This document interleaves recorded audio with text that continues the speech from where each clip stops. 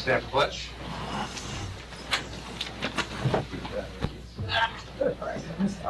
I pledge allegiance to the flag of the United States of America and to the republic for which it stands, one nation, under God, indivisible, with liberty and justice for all. So you little took my parking spot, huh?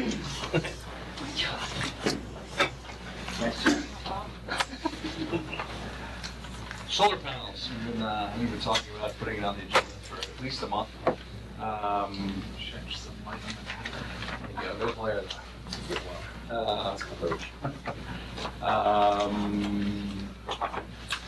Where we start, I think Larry kind of tried to take a crack at summarizing some of the design requirements. Connie, Larry and I were just having a discussion about this, kind of, I think that one good thing is I don't think anyone's on the no solar anywhere and no one's on the solar everywhere. So we've kind of taken off the 2% on the tail. So we just have to focus on the 96% in the middle and figure out what kind of compromise we can come up with. I think that tonight, I'm interested in kind of what some of the views of my fellow Board of Trustee members are on the issue. I don't think I've ever publicly written, maybe in passing talked about my views. I think I had a little idea of what Connie's views are, but that's really it. So I think that'd be important to do tonight. I think going through, kind of some of, kind of our initial feelings towards some of, kind of some of Larry's design requirement summary, recommendations, or not really recommendations, summary, just a summary. Kind of our feelings on some of those, yay or nay, more compromise. So, and I think I tried to say this in the email that I sent to you, Rick, that, this is not a proposal, to say the least. It was really an attempt to recognize that I think, if I remember correctly, we don't have an unlimited amount of time tonight, right? You've got the meeting. No, I'm good. You're good? Okay, Yep. fine. Well, we don't have. Yeah, exactly. But in all seriousness, recognizing that there are many issues associated with solar panels that could be debated for a long time. And I tried to, with the concurrence of the trustees, at least narrow it down, focus the discussion a little bit to some of the more important issues that are relatively raised locally and also that exist in some of the existing guidance that's out there. So that's really all this is about. So it's a working document is what I call it, and let's see if it helps guide us in this conversation. One of these kind of prior to where we are right now that I want to be clear on myself and maybe others need to be, is what have we been using to date to make those decisions? I had seen this 2009 piece that was something that came from the Architectural Review Board in 2009. And then there's some building department checklist of some sort. But maybe hearing from you guys as to how, what's the current situation when these applications come to the ARB? I'd like to know what that is, because we're looking to change the current situation. Is that possible to start quickly with that? Other than common sense, we look to that document as far as the base criteria for what we need to do to decide on whether or not this will bother other homes or a lot of things. One of the things that I did notice in Larry's draft is that it wasn't. It seems to be the perception that we only care about what you see from the street. And that's not the case. We care, if it's going on the back of the house, we certainly look to the back of the house and what houses are around and whether it's on a corner or not, what kind of angles they're going to be for glare. But basically, it's more along the lines of looking out for the neighbors and what their view sheds are going to be, what their, one of the, I would say probably 3 months ago, one of the packages that we approved wound up reflecting directly into a breakfast nook in someone's house. It happened to be a planning board member's house, which really was not good. But so even as careful as we are, things are still gonna get through. But primarily from us, and Deb can speak her opinion, but for me, it's making sure, I mean, we take Chapter 9 of the Village Code very seriously as far as our purpose. And we take it almost to the letter. And, you know, I can go through the verse here, but I won't. But it's basically what we, in 9.1A, B, C, and D, it's what they read that we use as a criteria to make our decision. And then 9.1 AB is not just about solar panels, it's about. No, it's our chart, it's the role of the ARB. What the role of the ARB is for everything that comes. The purpose and the structural requirements. And essentially we take that together with the previous work that was done with relation to solar panels and use that as the criteria. I agree with everything Rick said. The document he's referring to is dated April 27, 2009. It does walk us through some of the issues we should be aware of when looking at a solar panel application. The color of the roof, the shape, the size, things that I'm seeing as design requirements that are going to be for us tonight in discussion. We, as a board, have looked at this very carefully. I have it in front of me. I know the rest of us do too. Symmetry, saw line, roof, which way it slopes. The challenge is that we're getting more and more solar panel applications. They come to us. They're different vendors. They're not represented by homeowners. They're represented by vendors. And when they come before us, they do show us that they've gone through the checklist with the building department, but they're still, from our perspective, from a design perspective, and when we look at the neighborhood, and we do go by and drive and look at the house that the solar panels are being proposed to be installed on, there's some challenges. Sometimes it's the first house on the block, and many times we've had it where it's facing the front of the neighborhood, and we're concerned. We wanted to hear what the board feels and your position on it, because we are coming at it differently. Some of us, we're not coherent. It's never a 5-0 vote. Because many of us are looking at, whether it's the first house on the block, whether it's, again, forward facing or rear facing, whether the color of the roof matters. Sometimes the rep has told us this is the closest color match we can get, but it's not an exact color. So it can be an eyesore. We've also had reps tell us that the roof is blue. When you go to look at the roof, it's tan, so the blue will stand out, And the other thing I would add is, the thing that makes me more concerned is that the neighbors are not noticed. So for us. Not at our level. At our level. So when it goes to the ZBA, it's a different story. Yeah, but when the solar panel rep is before us, we've asked, do you tell neighbors, does it happen in other districts that you're actually having to notify your neighbor that some of the solar panels are going in? And he said, no, sometimes we don't even go before the ARB. So we feel that there's been an increase in applications, and we want to be consistent, and that's really why we're here. The building inspector has also told us that the stream of vendors that are coming through, he doesn't, he has to start from square one with almost every one. He doesn't know who they are. He has to check their credentials, that kind of stuff, and it's very time consuming on his part. The other thing I'll add is that we don't talk about the cost savings, but we're very aware, obviously, that this is why the homeowner wants it. But every rep has a different contract with every owner. One rep volunteered and told us that the homeowner will make $500 a year. It's a lot of money to some people, but at the same time, it was the first house on the block that was changing over to solar panels. So for that savings too, are we supposed to consider that? We certainly aren't, but we thought you should be aware of that too, that there's different vendors, different contracts, different return for the homeowner. So question, you have different vendors coming before you and you have to go through the process of vetting each one. The building department. By the time we get there, I have a conversation prior to every meeting with the building inspector and get a feel from him on every agenda item, what we're about to see. And that's one of the comments that he said to me, is that these solar contractors are numerous and not all are able to be vetted, the way he would like to vet them. But once they are, I'm sorry. That's one of our concerns, is that it's not the homeowner before us, it's the solar panel rep before us, and they're to sell a product. Yes, but once you have had the opportunity to vet a particular vendor, is there then some sort of approved list or people that you have to start each one all over again? Okay.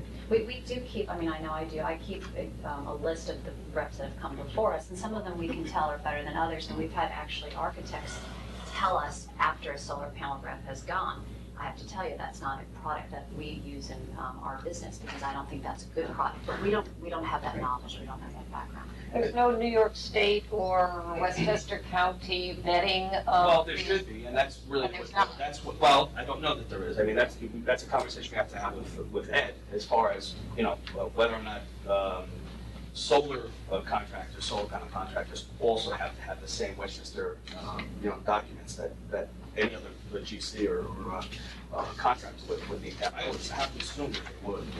It's interesting, I was looking at different kind of best practices for solar, and one of them is do not require community-specific licenses.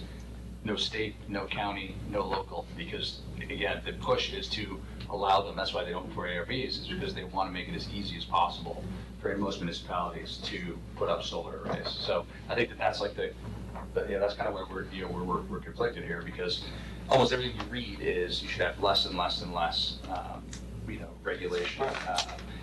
So it's interesting how, anything Scary at the same time. it is, especially, to me, especially the historic district. I was teasing Connie that I'm for putting up anything solar except on the Octagon house. The truth is very close to that, but not quite. But, to me, it's such an interesting trade-off. Like, to me, the first house in the neighborhood with solar, I think it's the coolest thing in the world. Like, to me, it makes the character better, so I think I come at it from a completely different point of view, except glare is an issue.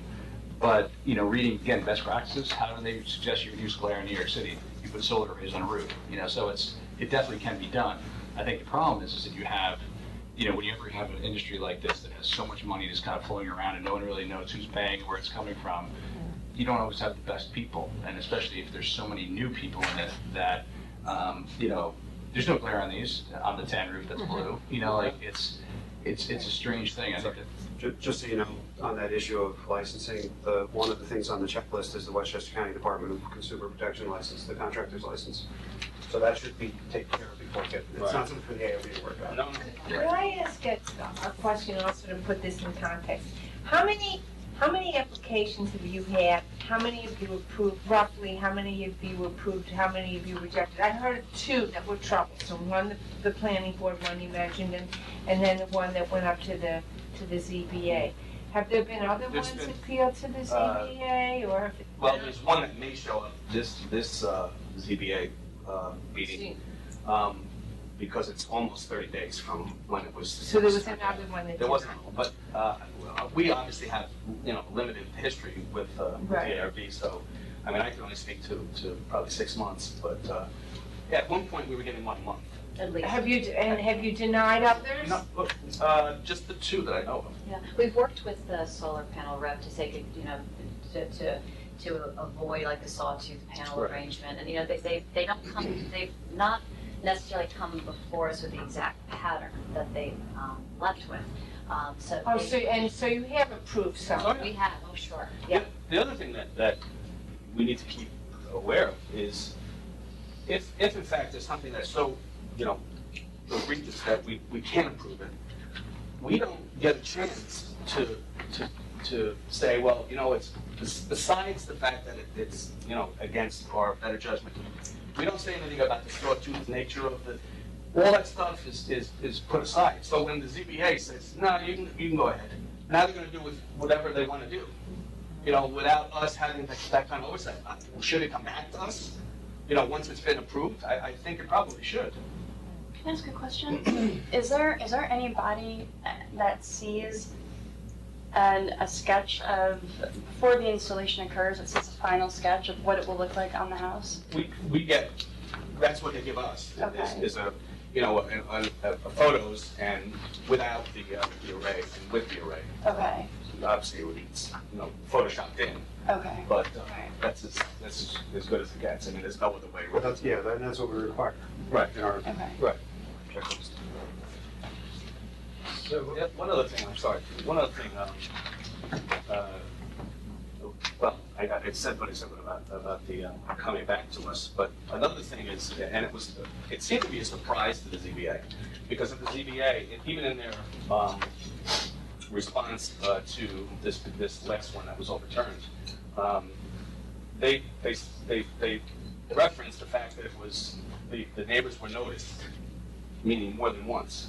and they were not noticed before, before they came to us.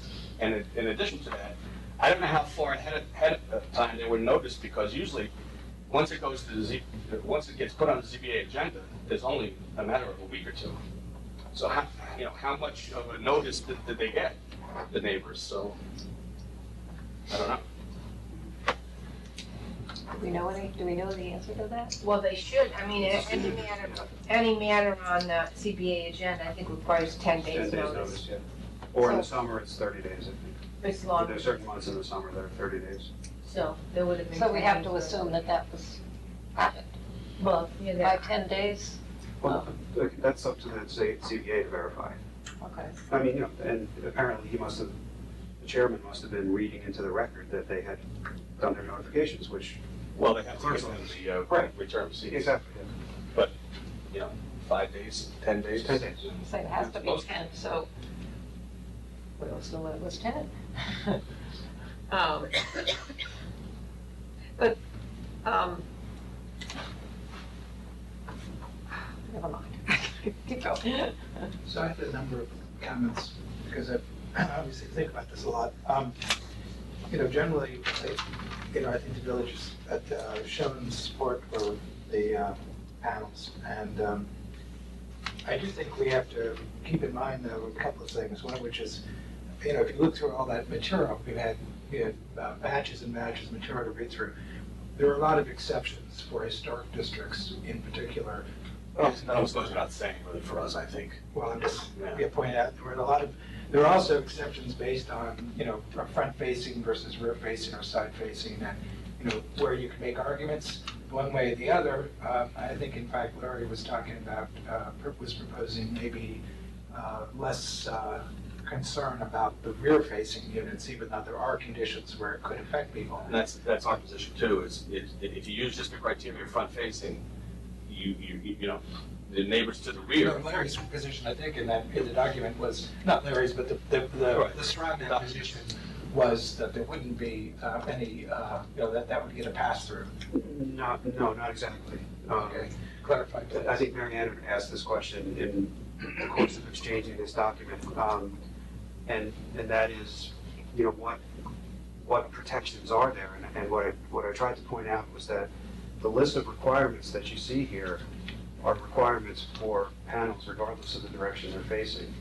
And so my attempt was that, in a compromise effort, was to, for the panels that were facing side and rear, or not visible from the street, that, these restrictions would still apply, so that's the mitigating factor.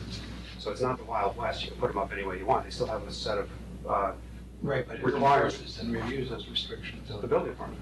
oh, so, That's but by those, you're talking about the ARB Well- considerations. No, well, no, The it's, zigzags. no, it's the ones that I told from the ZBA. No sawtooth panel arrangement, The May doc, usually. In this, the draft. well, some of them came from there, but not all of them. Well, this is in Larry's. Yeah, I found it. Yeah. Right. Oh, so- I see, so you, okay, I'm okay. very conscious about Yeah, sort of any kind of evaluatory judgment in terms of aesthetics of the building department. I'm I don't sorry. think, well, which items on here are? I'm not sure, I'm just saying in Well, that's- general. that's my point. That Well- list specifically, there are a number of Well, items. part of what's If you look at the review suggested process is on the use second panel page, color it's with right minimum contrast to existing roof color. That's pretty subjective. Again, the goal here, from my standpoint, was that it's a compromise because you have a number of people, including the mayor, as it turns out, right, who are very pro-solar. So, if you're gonna take a position that every single thing has to be looked at by every board, by ARB and by the building department, I don't know that you have a compromise position there, that's all I'm Well, saying. who says we need one is the point I'm coming to, because the point is that we don't, there's gotta be engineering and building, mechanical review no matter what. But Ed stops there, and he's very clear about, there's a whole range of things he does not get involved in his review, and he expects the ARB to do it. If we wanna have valid, you can't, This was his suggestion, by the way. It makes a difference. I don't know, it doesn't, because I know what he says in person when you're dealing with situations, not what he says, yesterday or, whatever. So my concern is that there's to me, that going to the ARB is a minimum overhead in general. I think what we need is criteria. Where the problem is the front-facing panels, and we need the criteria for those more than anything. I don't see that, there are a lot of places that do have ARB review, but they have very limited types of things they're looking at. And, when it gets into the historical district, then there are areas that have to do much more about, the aesthetics, but also the maintenance of the existing building structure, the non-modification of the building structure in any significant manner, which would tend to make you not look for those kinds of situations for like solar tiles. Solar tiles, new construction, renovation maybe. Older buildings, maybe you can't do that because it might create too much of a structural change in the building itself. So, from what I was reading. So even progressive places like Portland, I think, if I remember what I was reading, because I read so much of it, a lot of places who are very supportive of solar power do put specific constraints on it. However, it's just not a total open and shut book. So it seems to me that the criteria, in fact, the criteria that's in that document now, although questioned, not stated quite, maybe it has to be rewritten in a way that makes it like less conversational. Do you know what I'm saying? Code-wise, code-ish. Yes. But this is not a code document. No, we know. No, I'm not Yeah. talking about The 2009. because a lot of the same things are in there, They're not new issues. Well, just as a practical matter though, if in fact you're gonna, whichever thing you're gonna go with, I do think that that the Board of Trustees should adopt them, because, whether you adopt it, you may not adopt it as a local law, as part of your statute, but that's your recommendation. I'm saying that only because of the jurisdictional issue that the ZBA raises, because it seemed to me that some of the issues that were raised were covered by that 2009 document. And that's exactly, on the one your indication referring to, that's exactly what we looked at, was that document.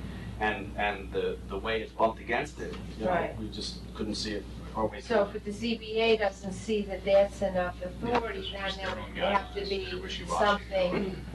That's one of the points that I made, was we But had to just to have. put it in a context, and whether it's what Larry comes up with, Yeah. or whether it's those things reworded to be a little bit less, wishy-washy. Their verbiage was, even with those sections in that letter that we were referring directly to, they still found our decision to be arbitrary and capricious, which is ridiculous as far as I'm concerned.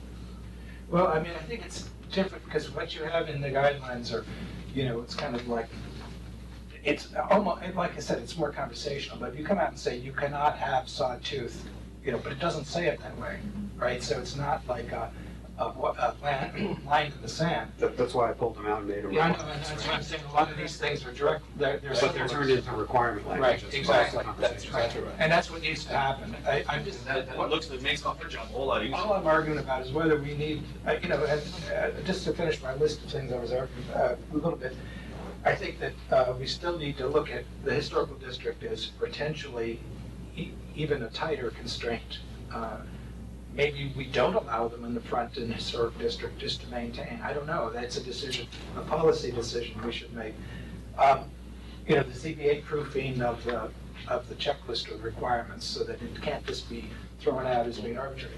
The two other ones that I think stand out to me is the notification requirement. There are a lot of neighbors that would like to be notified, and I think that it's not that, it would make it more lightweight.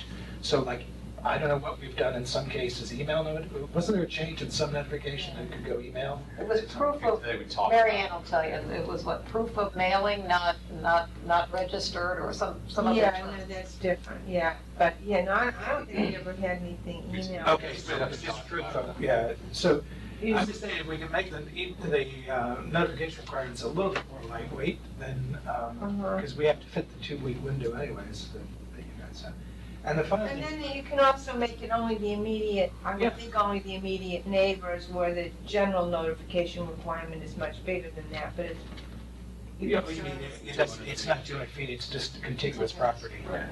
Yeah, Across the street. somebody who might be glared on. Yeah. And then the final one I just want to point out is, and this has come up, I don't think we should do anything to reduce or eliminate the requirement to get tree removal permits in some cases, because this has happened a number of times in the last 2 years before the tree commission, where, and the only, they can't just get a building permit to put in solar, they then have to get a permit to remove the trees, and what happens, I'll give you 2 quick examples, one of which is that, they negotiated some replanting. So the trees were removed, significant trees were removed, but some replanting occurred elsewhere on the property that didn't affect anyone. So, in a sense, we're trying to restore some of the ecosystem services because it's a balance between trees are good, solar's good. So which one wins? Well, solar has a mandatory requirement of a certain amount of sunlight, but trees maybe can be replanted to another location and get out of the way. The second part of that, though, is that what happens when the trees are on the neighbor's property, which was another case, that you can't force the neighbor to cut the trees. So there are conditions where, unless we have municipal chainsaws, I don't think that's gonna happen. Fortunately, we haven't had any of those lately, but. Could happen. Oh, yes, it could. Could I ask if this 09, April 2709, this document, did that actually come through our board?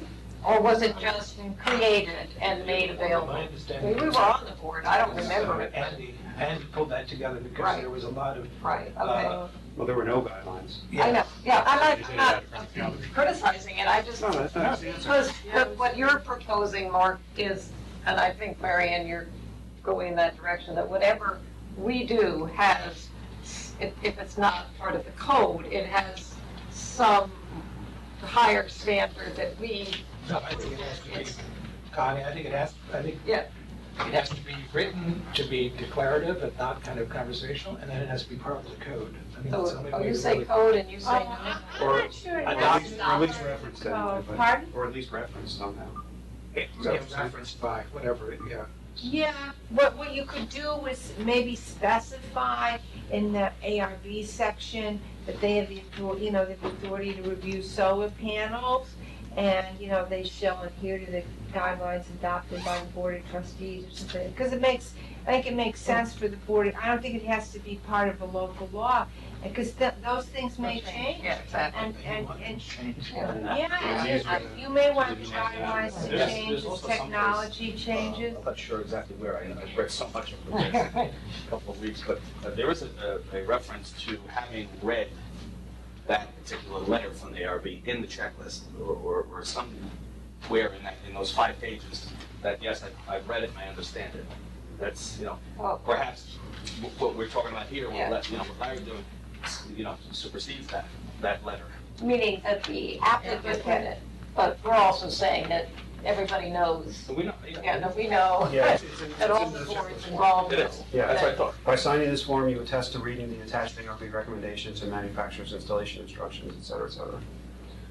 But we do have, since I seem to recall, folks coming without any design materials to try to get it, at least not things that referred to the exact installation. They were showing you product manuals for something like something, but not really what they were gonna put in. It was, if I remember correctly, it was just really a carnival once, one of those. I think one of them was, yeah, and that was, it was set aside, and I don't think it was ever brought back to us. That was probably one of those unseemly contractors that we referred to earlier. There's a cost issue for an ARB appearance, but, maybe we can simplify by cutting down the number of plans, for instance, required, or elevations, or whatever the documentation that's required, and try to get them electronic and only have a set for maybe 2, one for the, to use and one for the signed copy. I don't know what it is. In other words, right now it's asking for 8 copies or something. That's the normal request, but usually with solar panels, we get the 5, the checklist and supporting documents that go with that, and, some photographs of You don't get before and a after. full elevation or, No. No, but we do get the mechanicals, so Yeah, I mean- we know. And that one page that has all the red, the red on it, that gives us all the mechanicals, so we know that there's the right cutoff and there's, this. But really, that, for my purposes, that's not necessary. The only thing we really need is the array. I mean, if you want to cut down on paper, once it goes to the ARB, we don't need all Ed that needs to see that, reporting, we only don't. Ed needs that. We're not really going through the mechanicals.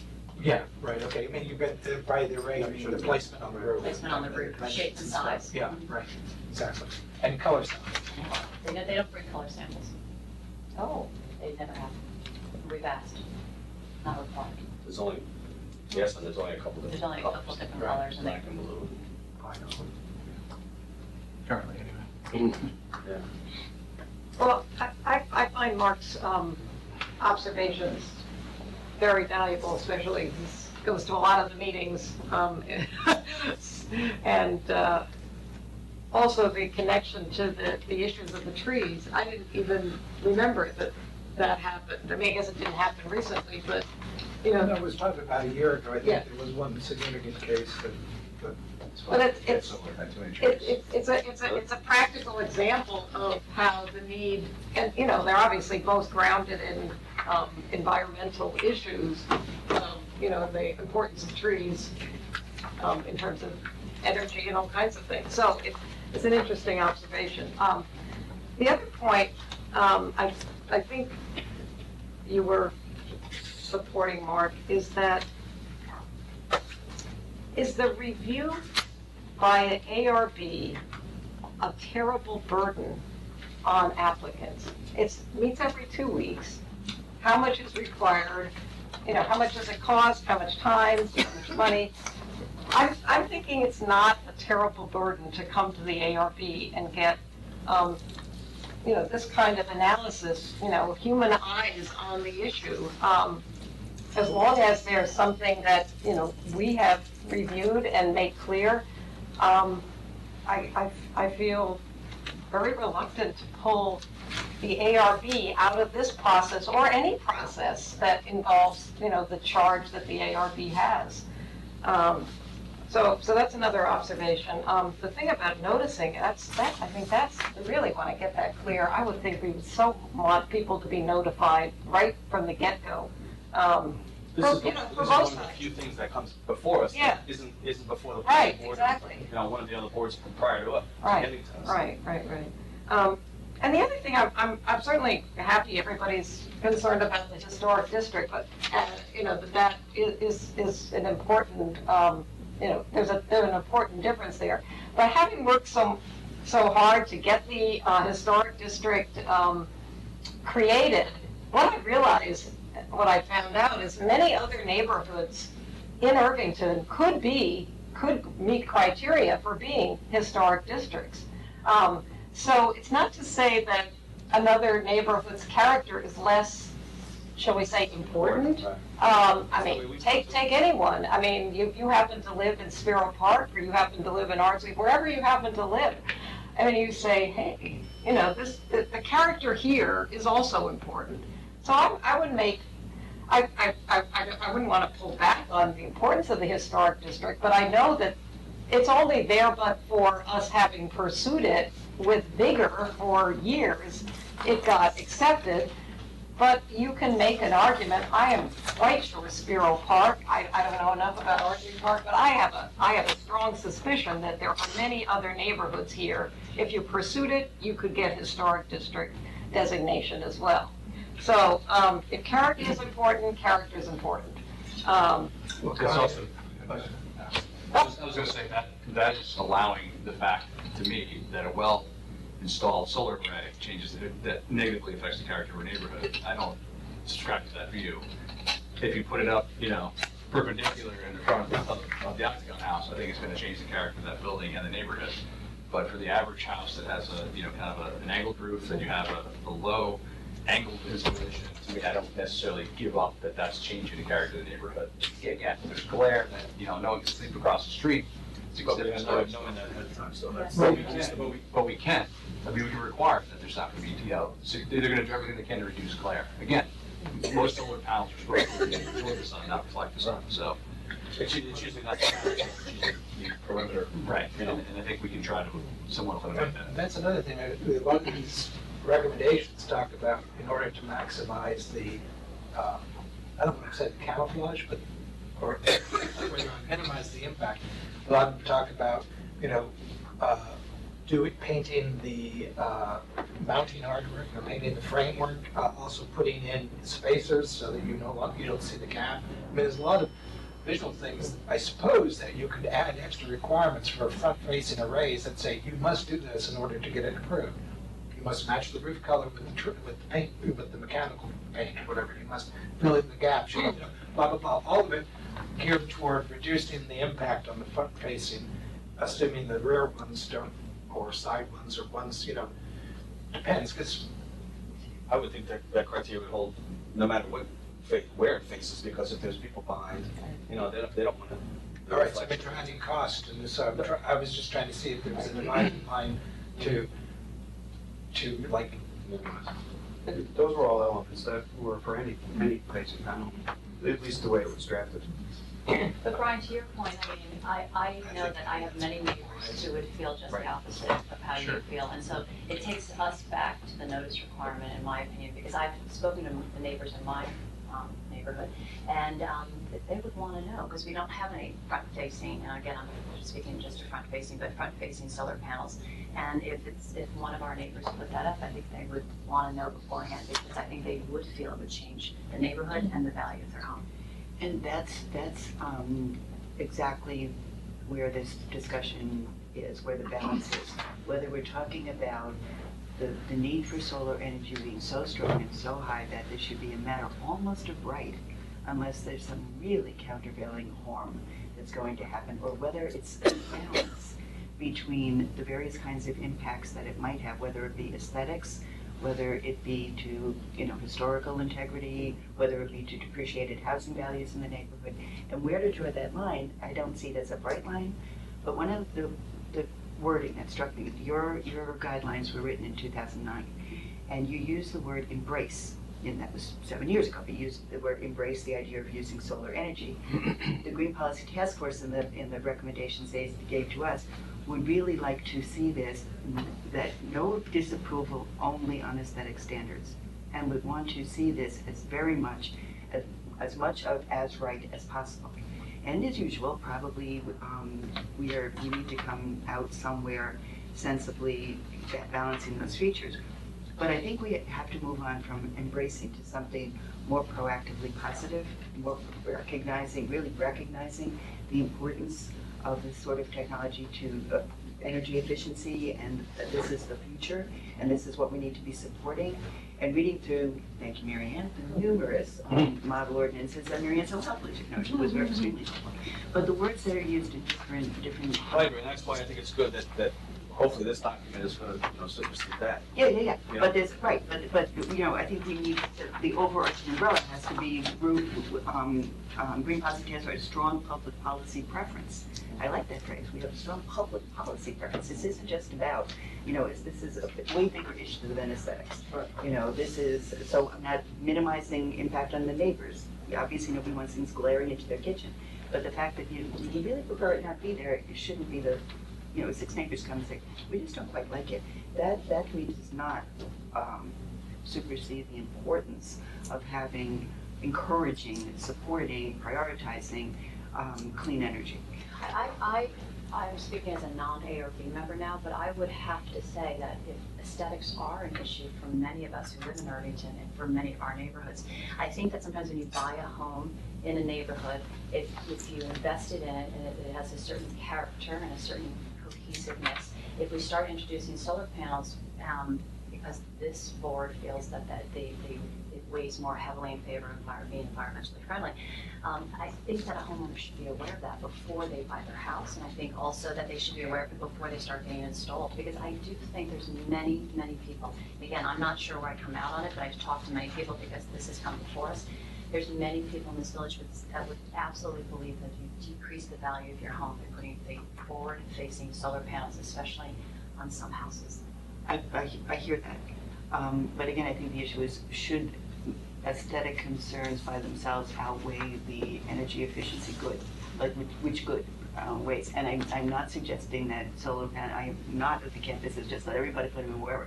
I think having sensible, good guidelines, not just guidelines, but that the draft that Larry put together, the requirements, then they have to be very specific and very clear, absolutely. And if we adopt something, a policy statement, you know, however it's crafted, then yeah, potential homeowners will know that.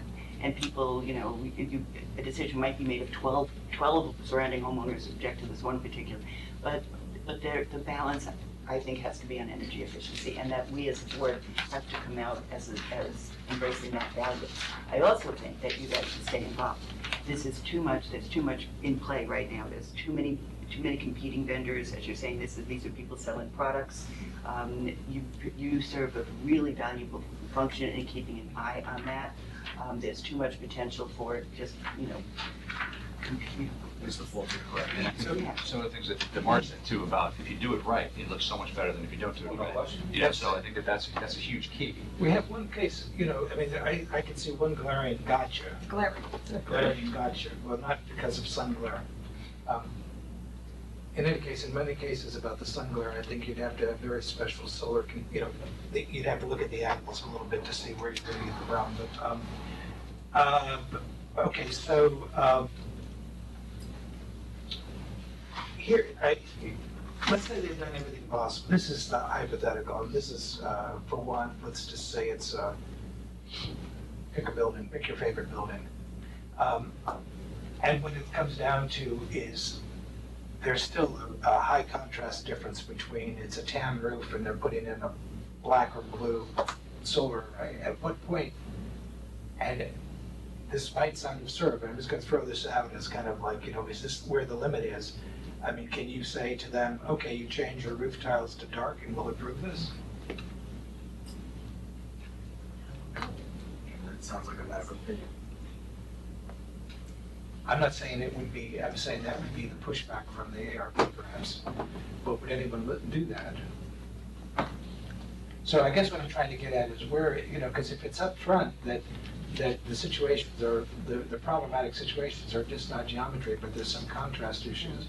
So they have an existing roof, they come in with this thing and they're gonna automatically have multiple points against them. How do they get out of that box?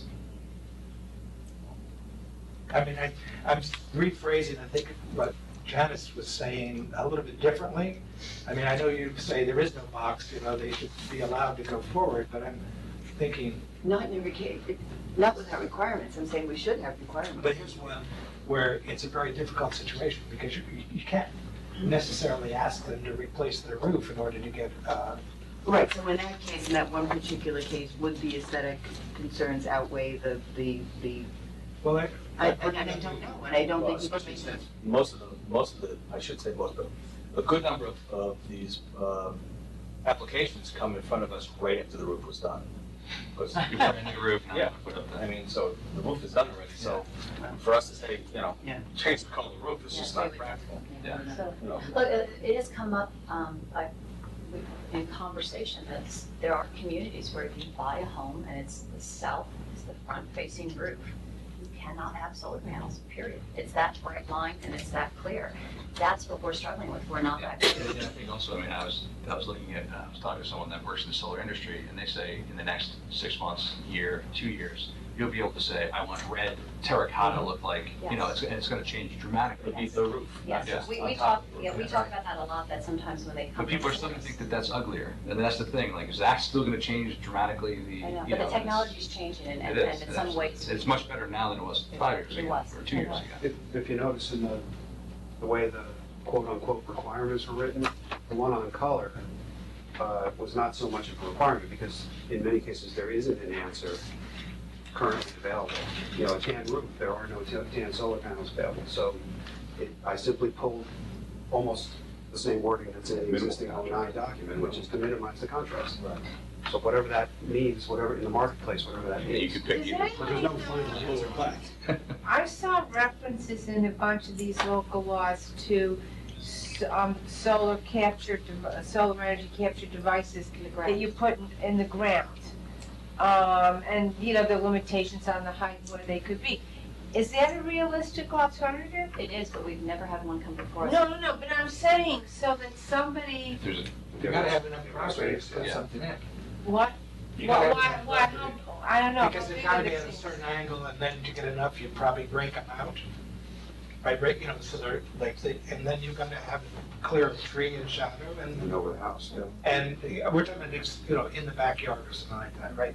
Yeah, but I'm thinking more, I'm not thinking about in the neighborhoods where the houses are close together, but in a neighborhood that, like Deb's talking about, Do we where there's disallow big that pieces now? of property. We've never set them up. There are some I jurisdictions don't, that talk I don't about know solar if it's farms allowed, right now, versus solar I arrays. saw I'm that not, Yeah. in the research, I saw that as well, but I chose actually not to deal with it because I think Yeah, that. I have a list that has that. you might Well, have it's to just list they that focus as on a, see, yeah. if somebody I came agree into with the you. building I agree with you, department, given the right they're property. coming now with the solar panel and it's on the house and I could see, because if you noticed, a whole bunch of the standards say, oh, you have to make it a permitted accessory use. Well, we don't have solar panels as a permitted accessory use, but the building department has decided they're part of the, you know, part of the mechanicals of the house and they can go on the house. So that's apparently not an issue here. If, however, somebody wanted to put a freestanding one in the yard, there might be an issue Well, as I because said, that isn't there were- allowed. That's another change you could make. Would is that be considered have an that- accessory building? Is that what you're worried about? Well, Actually, it- they in call them an solar accessory farms. structure. Yeah. It could be, and our code All oddly structures are defines it buildings. as a structure. But what you could And do when the is purpose allow is that as a great. standalone, and that may, I don't know, that might work for, I think generally the concerns Deb was expressing relate to, probably houses with big lots. And, Well, and, I think it's a, you know, there's gonna be a certain percentage of grass that goes forward with that. And so maybe if it's simple, we should add that in there, if it doesn't get like to be a real rat's nest of exceptions and things, you know what I mean? It came up in research, but I honestly, yeah, no, until you deal with this thing, I think you gotta, No, no, I'm just saying. I don't know, except I think, Larry, though, it does provide an alternative for, if in fact people want to say you can't have any south facing, or whatever, In larger lots. there's an alternative. I don't think it would be a big deal. They don't have to You be never that know tall. until you start writing. I don't know anything about that technology, I have to say, It's so. the same thing except that on the roof, it's on the ground. Once in a while, you'll see them around, you see them on the highways. They're pretty small, and it's probably providing the The electricity generation for for that a particular particular size. traffic Yeah. light or So something. the I problem wonder is, if tonight was, the issue of solar panels is big enough. And that would require some more research, and I think more discussion, and I think some people in the audience would like to weigh in on that. But for the issue of solar panels, it sounds like we have a list of, we're generally in agreement that the proposed requirements are reasonable, that it's gonna be where, you know, the rubber hits when you see a specific proposal.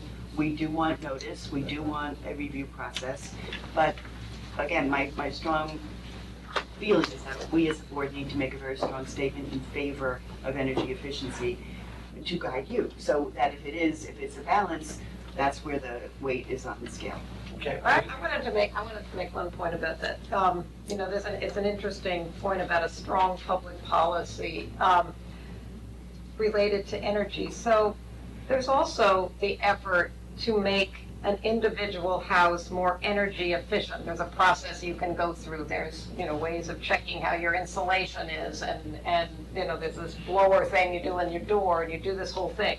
Would we make the requirement that we have a strong public policy towards that? Why would it just be on the solar panel issue? Because you need commitment, you need approval to do Right, that. but just in terms of having strong public policies towards energy things, there are a lot of them that don't, a neighbor would never see it. There wouldn't be any of these issues, but I don't think that we have made that kind of point about those other ways to have better energy efficiency. So why are we just taking solar panels? Require our approval for that. Well, all right, but So we just just in have a the public policy for energy efficiency, but we're not going to make, We we're did not talk saying about the people state, have to state will kind of do it recycle. for free. Yeah. So those things should be as, You know, whereas, a couple of whereas statements in front of a resolution Right, why- that says. why wouldn't that be something that would be, you know, if there's a solar panel issue in which neighbors don't like it and there are historic, there are all kinds of considerations. and that homeowner never even went through that policy, making their home more efficient. Isn't there some kind of disingenuous or something that doesn't quite fit in my mind for making this such a strong statement and ignoring those other things? That's done, I can tell you that's done in Connecticut. So, for example, but it's usually connected with grant money. If you're applying for grant money for certain energy efficiency projects like geothermal, which I did, they force you to have your house insulated up to a certain standard. HERS rating, right? It's simple, yeah. I mean, but I don't. I mean, that's like a throw-in. Once you get all the rest of that stuff, that's a throw-in. It's They're gonna just- say their car has to have a certain amount of miles per gallon. I mean, where does it, I mean, if Well, they choose to do something, it's- I think it's because we're saying, if they want to go buy an electric car now, we're not saying you can't have an electric car. We're saying you can't have solar. I'm just The saying, example I use is associated with we're grant money, making- which we're- makes sense. we're- Yeah. we're- Strings attached. we're beginning to say that this is the thing that we need to take the strongest public policy on, and I'm just saying there are a lot of other things related to energy that we could equally do, and we don't need, to make this one We can so. do that. I mean, we did bring in New York State people that did the review, I mean, we're happy to do that, but I think the difference is that we don't stand in the way of that right now, so it's not as important for us to say, we're gonna make it as easy as possible for you to do the state review, the free state review of your house. Where you can have tax incentives. Your neighbors There are a are lot of things that you can do to Yeah, but your neighbors are not going to object if you have an energy That's assessment. right. Your neighbors are not going to object if you have a car. So the issue here, if somehow or other solar panels were such that nobody could Visible. possibly object to them in any way, they were invisible, we wouldn't be sitting here. The point is that you have conflicting goods, and that's why we need to be addressing this somewhat differently. But I do think we can put it in the context of our strong support for energy efficiency. I also know in item 8 of your agenda tonight that you're going to go over your priorities, and I know that in reading your list of priorities that you do, address the issue of, energy efficiency and sustainability, and I think. Green building code, Yeah, that's really where you should start, for sure. Well, if we ever get time, just go. Join us for breakfast. Well, you could have tax incentives to reward certain behavior. I mean, there are all kinds of ways that you can encourage energy efficiency. It's already there in a lot of NYSERDA programs, so. Right, so I guess I want to balance these kinds of energy policy things, and this seems to be, it's becoming a thing in and of itself, and I'm really not so comfortable with that. Yeah, I mean, we We have a started. pretty good idea where the lines are drawn, so we just have to, have to think about it. I think we're in the bottom of the first inning, or the top of the first inning here. I don't know, I think. I think that what we can do, I think we're close to being able to take the guideline document, give it some more teeth for you guys, as well as simultaneously looking to make it even less onerous to appear before the ARB for solar.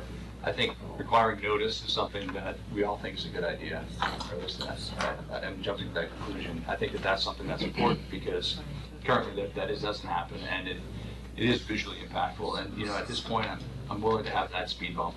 So I think that we want to be moving ahead, but we don't want to take all the speed bumps out of the way. Well, this is now. right, I mean, really, if technology changes drastically in the next year and a half or something, right, we can clear it, take out the speed bumps and just Yeah, keep doing it. we keep doing that. Change the, Exactly. update the requirements to say this technology and you're okay, free, home free. But right now, we're trying to react to the current market. Right. We're pretty much in agreement that the ARB is not a big burden for dealing with these issues, or am I? It's a necessary burden. It's fun. It's great. I mean, It's necessary burden at this point, in the development of the technology and the process and in public buy-in, and I think, And frankly, I think we owe you more guidance, period. We'd appreciate it, and honestly, if once we get the guidance and if they become requirements as opposed to considerations or guidelines as opposed to, discussion points, we may come back in a year and say, we could eliminate half of these from our review, but right now, it's not clear enough, and certainly when it comes to the historic district, we need to be. And I think the last PS on all that is that it's not like we're dealing with 2 or 3 wonderful contractors that make them beautiful every time. I still think we're in the early days with a little bit of snake oil salesmen that they're trying to get it in as quickly and cheaply as possible because they're usually paying for it, you know, so we don't have aligned incentives yet. So I think that's why we also need you guys to be backstopping it. And normally the applicant, I mean, the applicant doesn't always come, the architect for a project comes to you, Most of the time. so it's not, right. Yeah, they don't have to show up and pay for taking that out. In this case, it's generally the installer that's coming, not anyone else. And I would also like to, you know, keep the replanting, tree removal issue somewhere in there, because that's an important Well, one. just by assuming No, not. just saying it has to get tree preservation. Yeah, right, you can't override that. Two other things that were in many of the model ordinances were if it ceases to perform, that there needs to be some way to close them down or remove them if they're not being used. But I think that might not be roof panels. That might be for more of the freestanding ones. I don't it's up to any kind of expert in the technology. Inspections, are those necessary, or again, this is not necessary because it's specific to the house? You probably need to speak to Ed about that. I don't know if there's an electrical, inspection that requires every so many years or months or whatever, but I'm sure there must be. I would assume there is, but I don't know. Okay. You'd have, once it goes in. There's obviously, after you have. There's obviously an inspection for the initial. Yeah, Turn, right. I have two questions. One is, Yeah, you're right. can you go on the glare question, which to me seems a pretty important issue? How do you figure out whether this do you have the capability of figuring it? We drive by. The angle of Stand there, we incidence is stand the across the angle of street reflection. and Isn't that basic? Yeah. Pardon? It's different every day of the year and every other day. And every angle of where you're standing. Well, mean, that was a is there- requirement in the city of Rochester. If we really want to explore that, which I think it should be explored, Yeah. we'll find out how it's practically implemented. You have ray tracing Yeah, software. okay. But I think we can also. Okay, I just want to know But I think whether we they can have the all say- capability right now, and they said no, but, Well, I don't so know. that's something we have No, to. they don't. No, they don't. No, that's what the applicant would say. Yeah, Right. yeah, right. Right, so the point is that if, I think we all, this is kind of like, mom and apple pie, we kind of all agree that should be something that is a part of the code. How it actually gets implemented is a whole different issue. Can I say, All I right. don't actually agree that that should be part of the code, and I'll tell you why. I think you're putting an extreme burden at that point. A modeling, three-dimensional light rendering modeling is not something someone has just got a general skill in. And you're talking about costs that could go up very quickly. It's like rendering architectural, but you have to pick every season, every time of day, and then you have to pick targets. So I just, conceptually, I love it, and there may be cases where you can say, that's gonna be a problem on Taxter Road. That's where it came up. It was Right. really on a busy road we were And concerned. unfortunately, there's gonna be cases like over on Lewis Road, I can't have a cup of coffee without the stuff in my eyes, but it only happens the stuff is in his eyes for 2 weeks a year.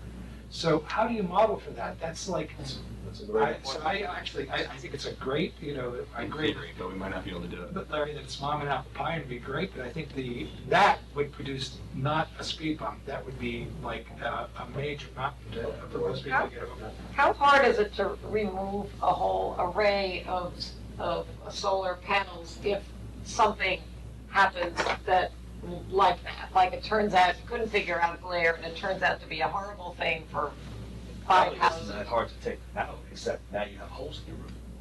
And you Okay. also- You have holes in your roof, or you don't have holes in your roof? Well, they're up on rails, right? So the rails are mounted. So if you take the rails out, you've got holes through your. We should research this up. Okay, that's- Because we don't Okay, We don't I and don't then, think we have any information to work on. Yeah. okay, and then the other question, and it's triggered by your list of items, Larry. Yeah. Well, you were saying, if visible from the street adjacent to the front of the property, then it must be integrated as a layer of an existing roof structure. Now, I think I was hearing the reason I'm asking this is I imagine I should draft something after this, some document we could work from. On the one hand, I was hearing there might be situations where you wouldn't mind solar panels on the front of the house. But what you No, have. it's different. No, the conversation was different than what I wrote, absolutely. Okay, Yeah. okay, but that's a question, whether you might want to have the requirement of solar shingles, which is another, I Right. mean, they're quite expensive. They're, It was an not attempt as to- effective. You guys can Yeah, work all out. so which direction, Well, with new construction, you could in fact create a lift that, or, in certain types of buildings, like in the Main Street and stuff, you've got curtains, so there's commercial buildings, so the things are natural shields to array Yeah, but visibility. that's a different point, than integrated is an existing layer of an existing roof. So how do you do that if it's, You make it with, that there are, I did a little research on that today, and there are these kinds of shingles, and there are tiles, but they're apparently more expensive, and they're apparently not as effective. We've never had one of those cases. Okay. And also, I would say that you might want, I mean, this is me, in my head, you might want to talk to the fire department about that, because when those kinds of shingles are in place, it's probably very difficult to tell they are actually there, versus an raised array that you can see the mechanical front of it. Okay, okay. I mean, I'm not poo-pooing it totally, but there must be another way to signal that it's there on the roof. Okay.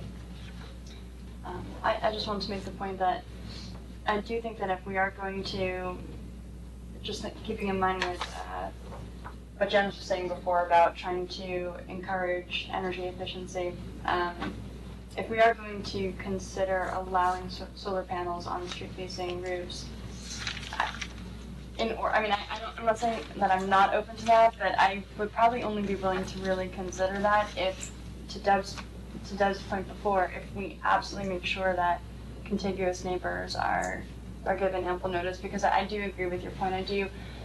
On one hand, I think there are a lot of people in this community who embrace energy efficiency, as they should, but I do think that people are very particular about the aesthetics of their home and how it impacts their property value. I think it's only fair that they.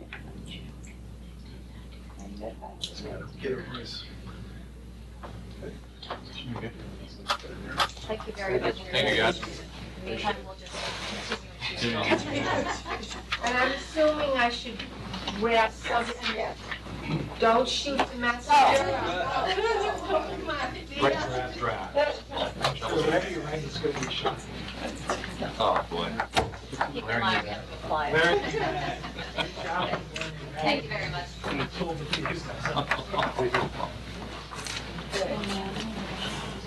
Law apartments. With silver arrays.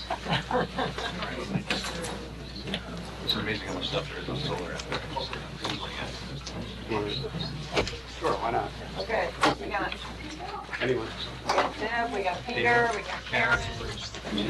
Peter, Karen. So we're only approving in-law apartments that incorporate solar panels. And previously had a energy efficiency review of their.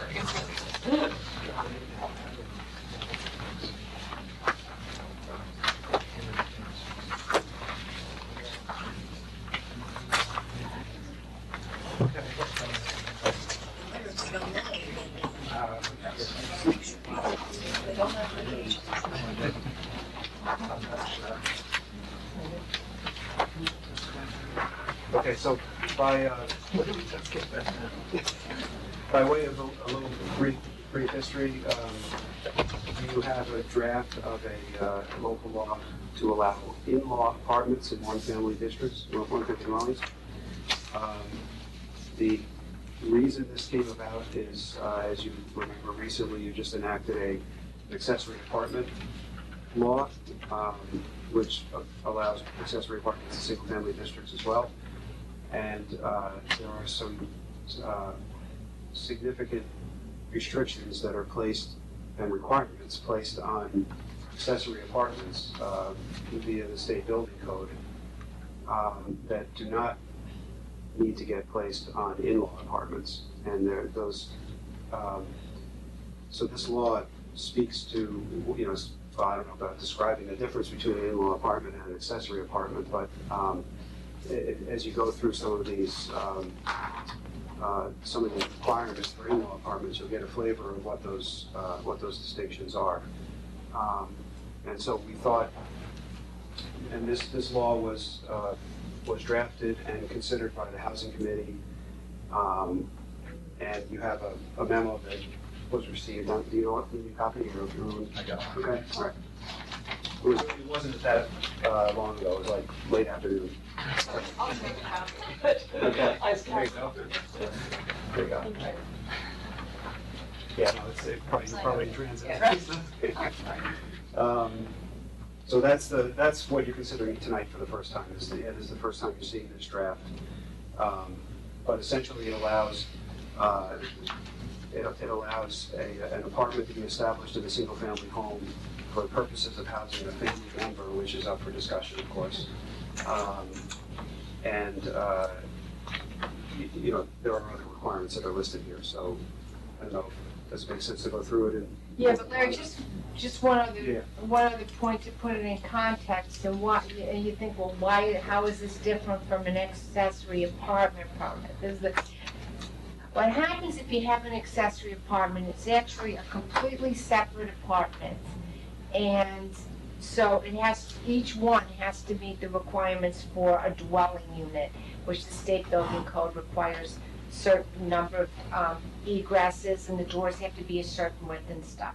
So often, maybe your basement apartment or something like that wouldn't meet it. And the difference with an in-law apartment, I had a hard time grappling with this, is it's really not a separate dwelling unit. And that's why there's the requirement that there has to be an unobstructed passageway between the in-law apartment and the thing. So it is not a separate dwelling unit. It's just all part of the same house. Now, you might say, why can't you just do that anyway? The reason you can't just do that anyway is the way a dwelling unit is defined is having one kitchen. And these in-law apartments would have 2 kitchens, which ordinarily would not be allowed in a single-family house. And we were also discussing that, you know, saying that an unobstructed passageway doesn't mean that you can't close the door. It means you can't build a wall between the two, but it doesn't mean that you can't establish privacy and separation in terms of living quarters.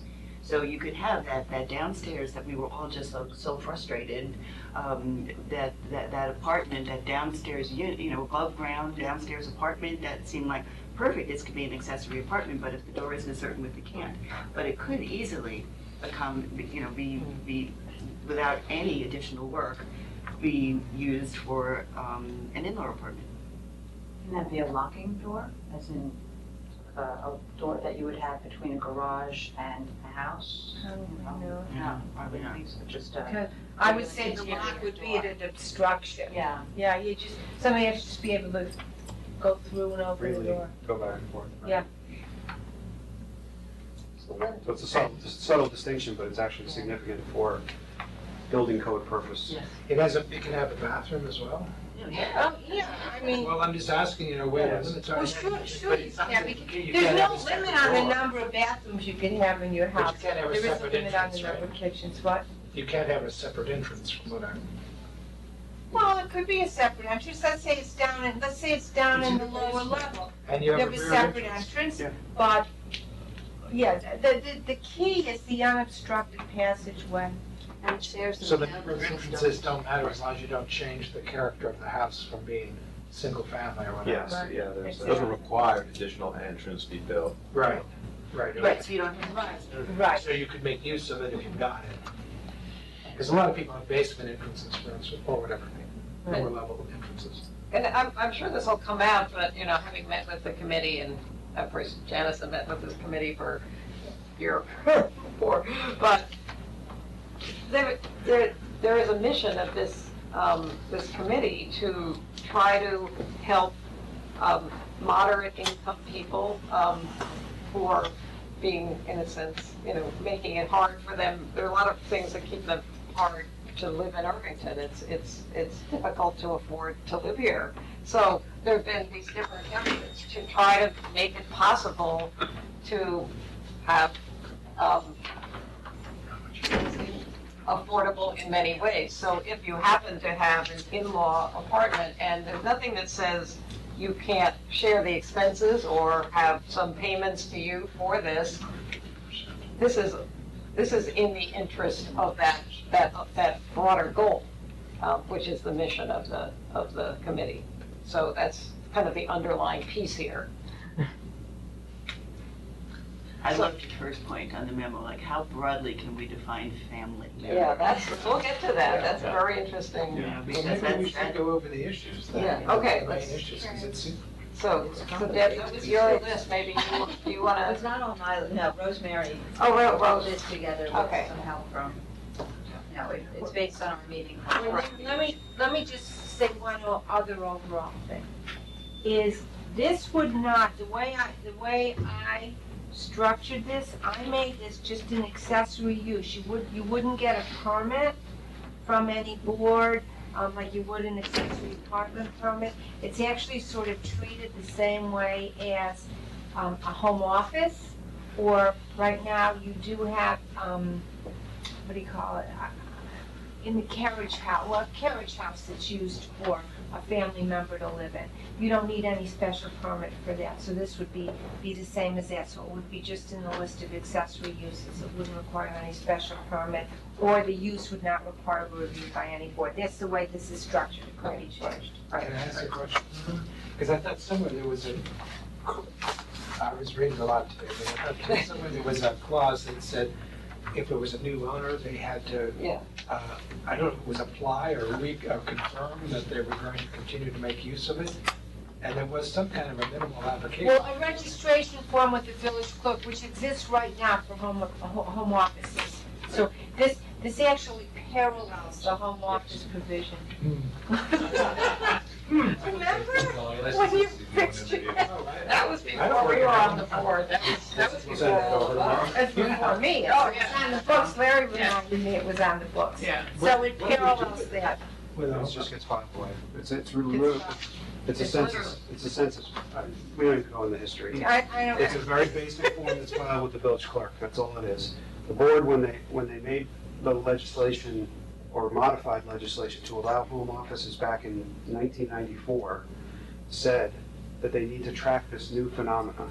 And they need to be paying very close attention to the neighborhoods being overrun with home offices. And so they required a census form to be filed for existing ones and then any new future ones. And the building department, if someone comes in and says, can I establish a home office, they refer them right to the code.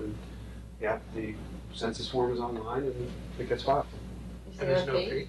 I don't think so, other than whatever building, if there's modifications being made to the house, but that's it. So it really was I bet you, a very lightweight process. I want to tell you, I bet you about 95% of the people living in the village don't know about the requirement. We might be the only ones that know about it now. And 5 people are watching.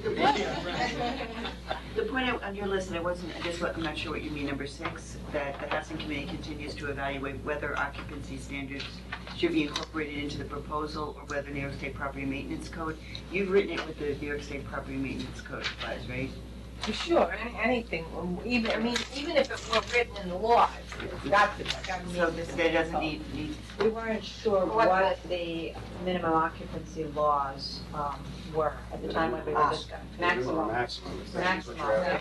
So we were wondering if, a relative with 17 children could move in, I mean. Right, Yeah. I guess it's really a question for you, Yeah. more a question for you guys, it's like we didn't know how rigorous that standard was, whether, you guys should decide whether it's rigorous enough and Right. change the standard or whether you. I don't think we need can to do pick, more. right? It has to, whatever it is, We'll it's follow- state law. Well, you could, Well, no, she's saying if that's, yeah, you could impose a limit, but. I think, the intent of all of these efforts was to maximize opportunity for people to stay in the community. And this one particularly for people who have too much house and too many taxes, and for young people who can't afford to stay here. So I think making this as expansive as possible, not looking for trouble when there isn't any. The one situation I could foresee, and I don't see how you squeeze this person into your family, we can creatively think, but one situation I can easily envision with these self-contained downstairs units is a couple who wants to remain in their home and perhaps could use live-in assistance, but don't want that person living with them, but would be very nice to have somebody right downstairs. The healthcare provider. Yeah.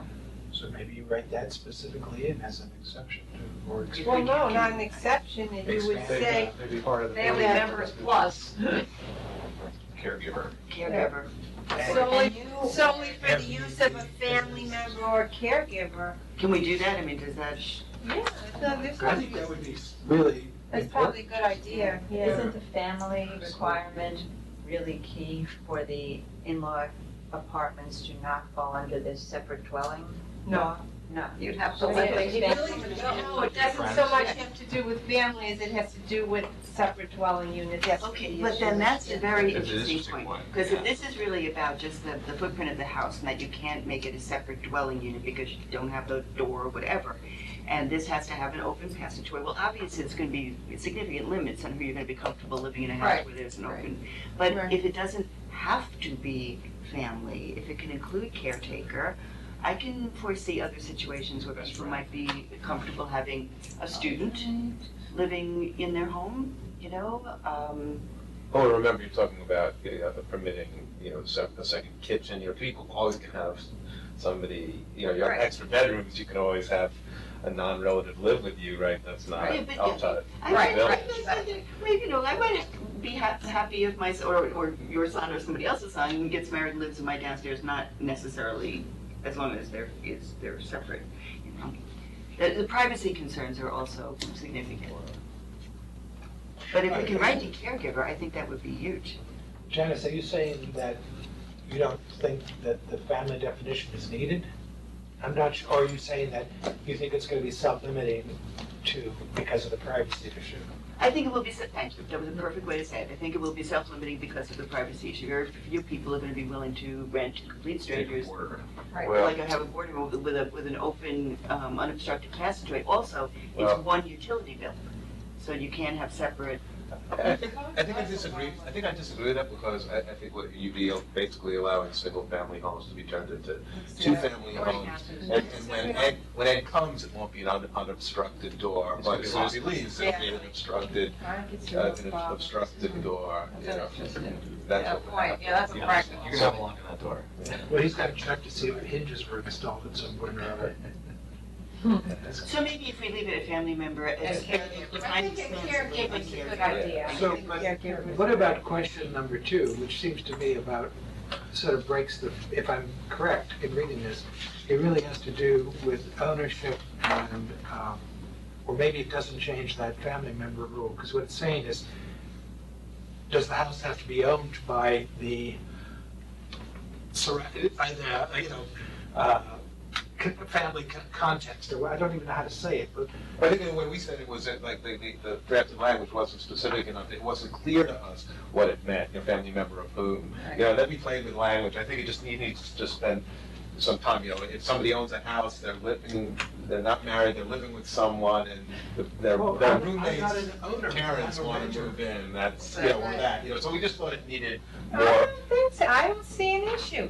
A single-family residence may contain an additional living area solely for the use of a family member. So Mark, you're renting the house, you don't own it, you're renting the house. And this additional living area can be used by your mother. who's getting, I'm bigger than that. who gets approval in the Pardon? rental case? Does the What? owner get the approval, or does the rentee get the approval?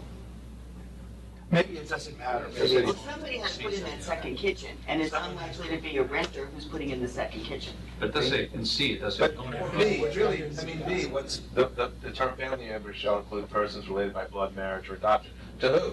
Yeah, right. Well, yeah, to the person living in the main part. I mean, you're How right can we- though, in the sense the owner does come up certain times. There's certain times that owner is used in here, and you might want to use a different term. But I don't think there's any issue that if the house is, again, rented out, you rented out to you long-term, that the other part of it should be used by, We obviously gotta get the landlord's approval, but beyond that.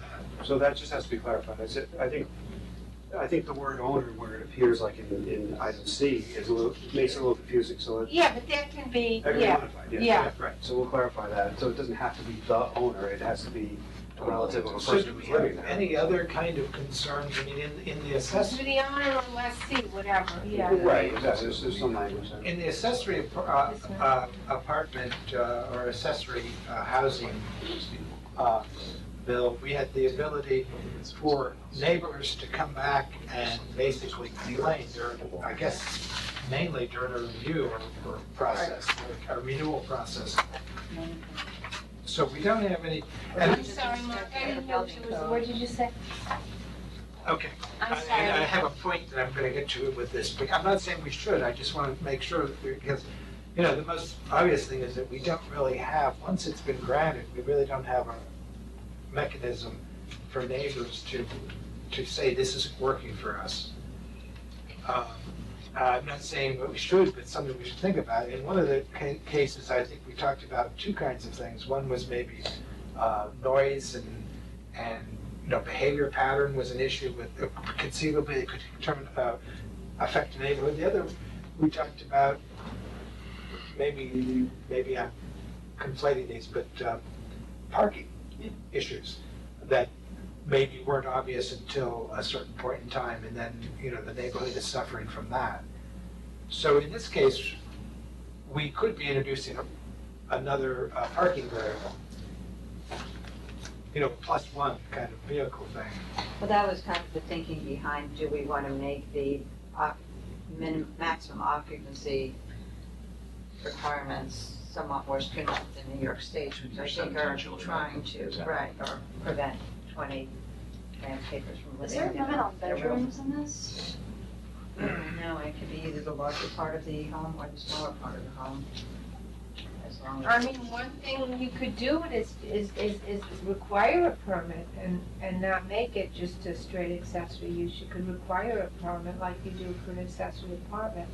And that way, you would have a public hearing and it'd have to be renewed, and if there were issues with parking or whatever, it would come up.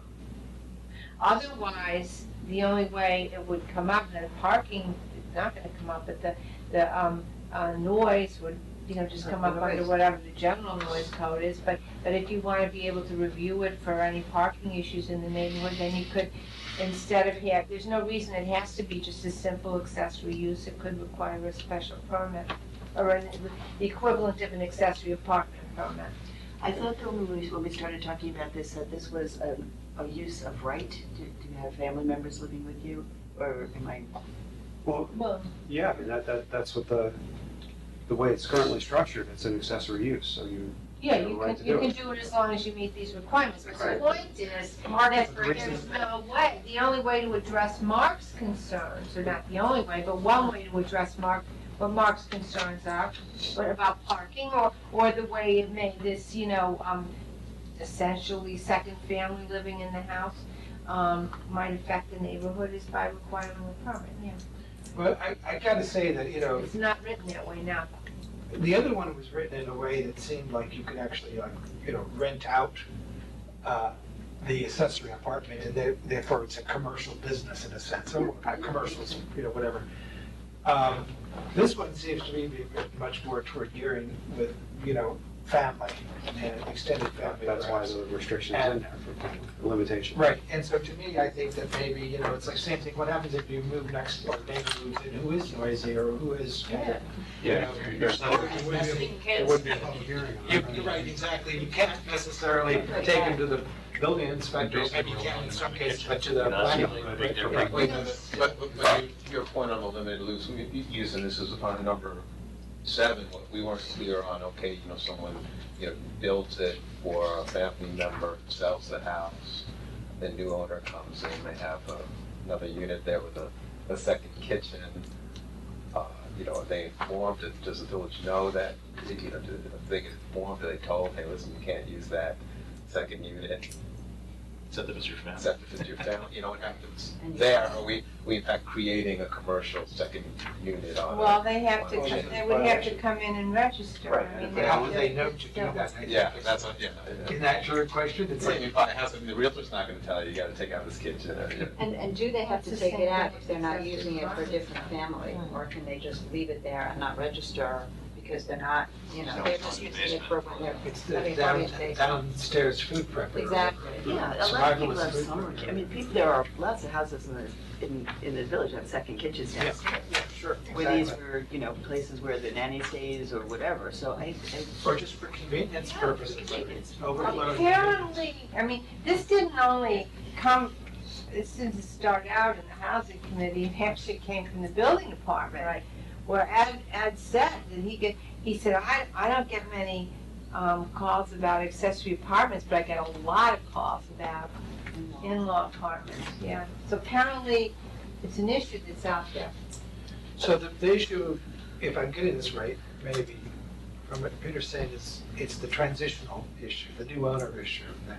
How do you let them know what's up, rather than it's a gravy train, right? What they can do or can't do, it just seems to me it's like, if a realtor was selling a house and saw there were 2 units in there, I'd say, hey, isn't this great? You can rent out the second unit, and do it. But again, there's the unobstructed there's the open passageway, it can't be. Well, they will, but you know, what can happen to me, and to the place next door to us, where the real estate agent did tell them that, and it's in fact not legal, we called the building department, and they took care of it. You gotta go by what the building department says. Or- But if Well, you, no, so no. you buy a house, you go to the building First of all, department, and they say, here's this form related to. A lot of Yeah, this stuff this is house. regulated, everybody thinks it's so arbitrary to regulate things by complaint, but the truth is, if there's no complaints, it's not an issue.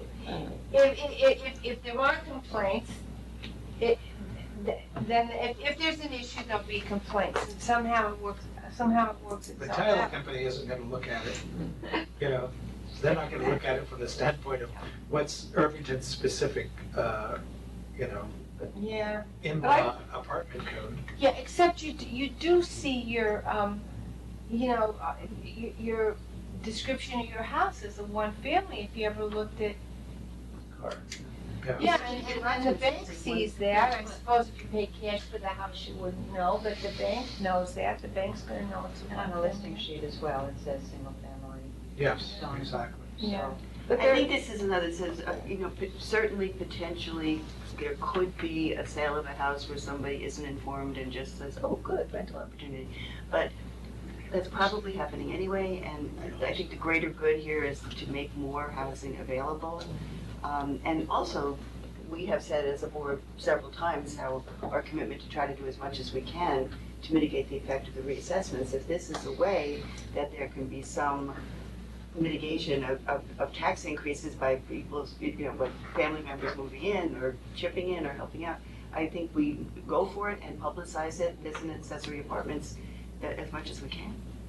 I totally agree with that. And I also think it should be clear that just because we're having some kind of definition of family or caretaker doesn't mean that there can't be money that changes hands. Of course. I mean, this other family can support the household, can pay, and it's not like you have to pretend like they're not getting paid. No, not at all. Right. You're adult child. So if It's it's, not childless, Yeah. you can charge. so it's like, yeah, it's like rent, when you say, it's not rent in the same way of, you have this big lock and you have a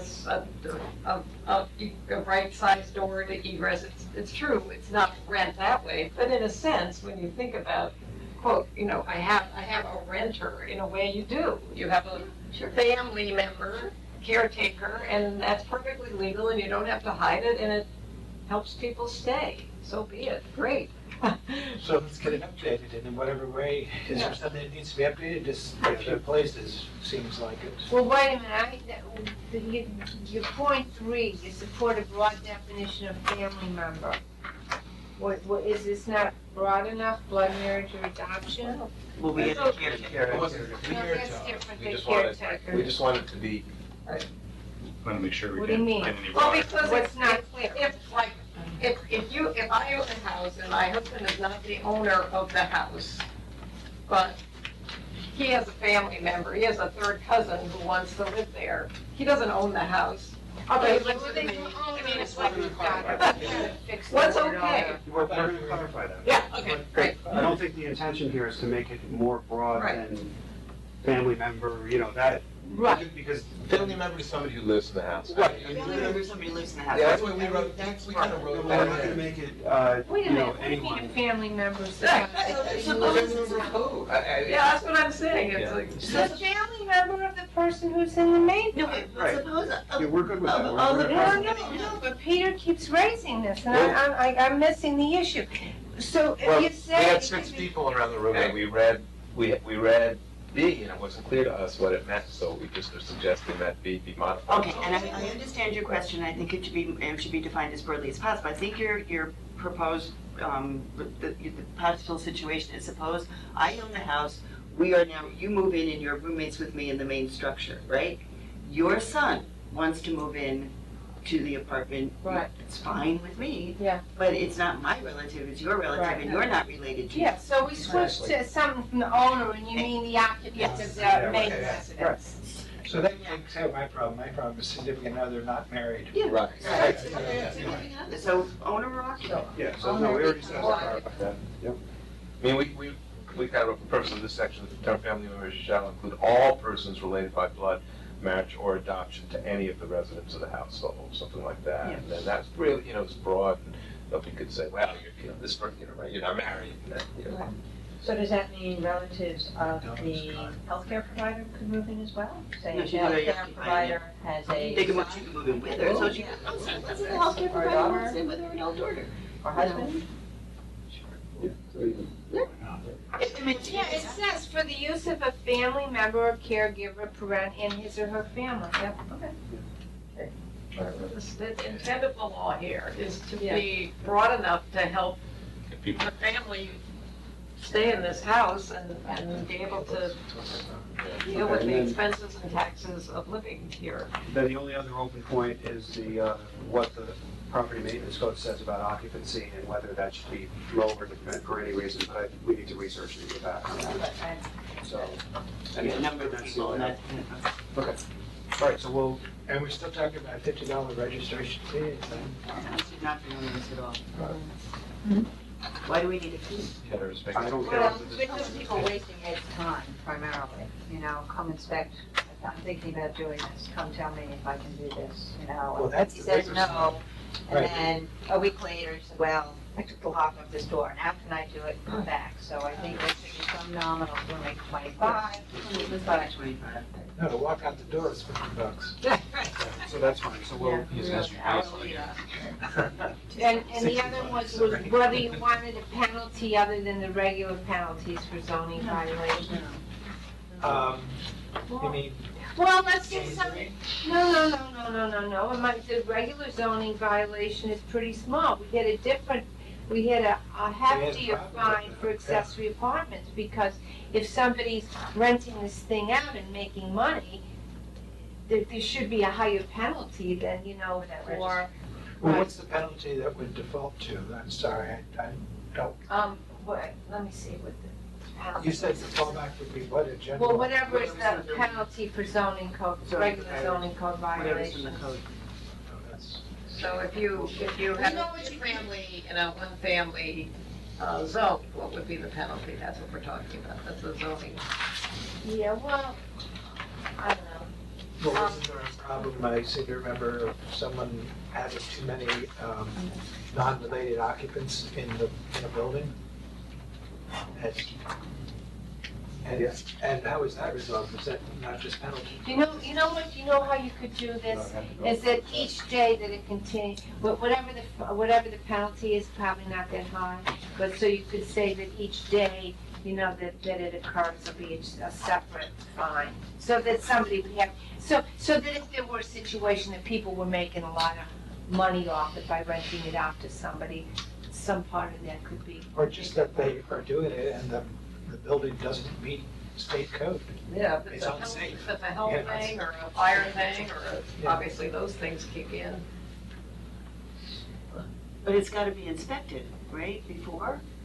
We said that, there's gonna be a permit fee, so that would be inspected, so you've gotta assume it will not have existing It violations. does say a registration form must be filled with the village clerk containing a signed statement by the building inspector that she or he has inspected the premises for proposed in-law apartment and it complies with the sections of law. So, but I'm sorry, I didn't mean, because I just decided to ignore it, I'm not gonna have Ed come back, but I'll still let someone move in. So, But that's any build, that's a building code violation. that's building, yeah, okay, If it's caught, they'll be prosecuted. right, okay. So what were you saying, this, that it shouldn't have Shouldn't have anything. I think it's beyond that. Nothing beyond a, okay, I'm okay with that. Okay. that. Thank you. See you at the next Any iterations, just, You're pretty close. don't you have a Exactly. Airbnb?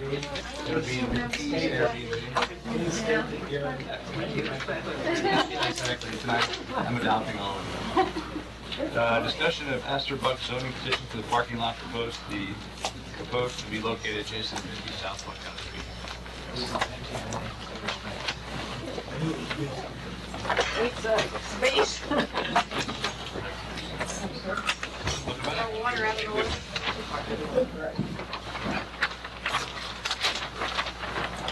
I'm sure you have. You have clips to take.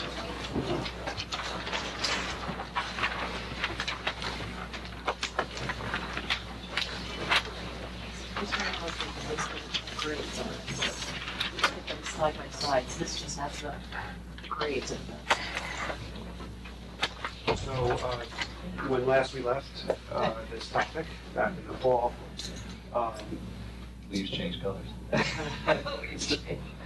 the trustees had identified a few issues in going through the environmental assessment form. The first and most significant issue was the need to see some sort of a detailed landscape plan with elevations and whatnot. And so as you can see here, that's been submitted to you. It's also posted online, attached to the agenda. And so, this the purpose of tonight is to discuss any of your concerns about what you see, and have the resources here to get some answers, I would imagine. So, as you can see, the area to the south is a bit of a green space, and I think that there may be some discussion about what exactly that should be, whether it should be a detention area the way it's shown, or whether it could be a pocket park. I mean, there's some other ideas that have been floated around in past discussions, so I'm interested, express your opinions about that. I had two things to remark on. Directly to that first point, I seem to recall very distinctly we had talked about, at least internally, I don't know how much was communicated about having a pocket park kind of concept. But we also spoke, I thought, specifically, Bill, you might have remind me if this was in your presence or not, but I think we talked about it would be possible to lift that grade in that area, right? And we talked about, I think your response was a retaining wall could be built to lift that area up so that there wasn't actually a significant grade change, so it was usable as maybe more of an amenity. Right now, it's functioning as stormwater management. And so that was the one disconnect from where I thought it was, where we left it. The only other one I want to throw out is my only concern about, beyond that, is I'm concerned about the implied maintenance, that this is going to be like any well-designed planting, it's going to be higher maintenance than a lawn, let's say. It's going to take care. It's going to take spring, summer, fall, at least probably once in the spring, once in the fall. So it's a much to keep it looking good. And it's a key, I think, to make this project work is, really, I think, making this area look good. So there's a lot of screening, that there is kind of a transition period from the residential area into the parking area. So I think that goes along those lines. That this is such a key to the whole plan that it has to. We can't look good on day 30. Good point. 30. Yes. So it's not really something that comes through like in the plans at this level, but more of a commitment on your part as building owner, realize that it really is going to take some maintenance over time. As far as the maintenance goes, we would handle it the same way we handle Bridge Street. We just have our landscape company deal with it. They're just like around the red hat, because we plan it every year. Try to do it on a regular basis. And they come to spring, fall, cleanup. Yeah, they do spring and fall cleanups. They change flowers for the fall, and then the spring. Yeah, the same kind of program, same company, would incorporate it into that.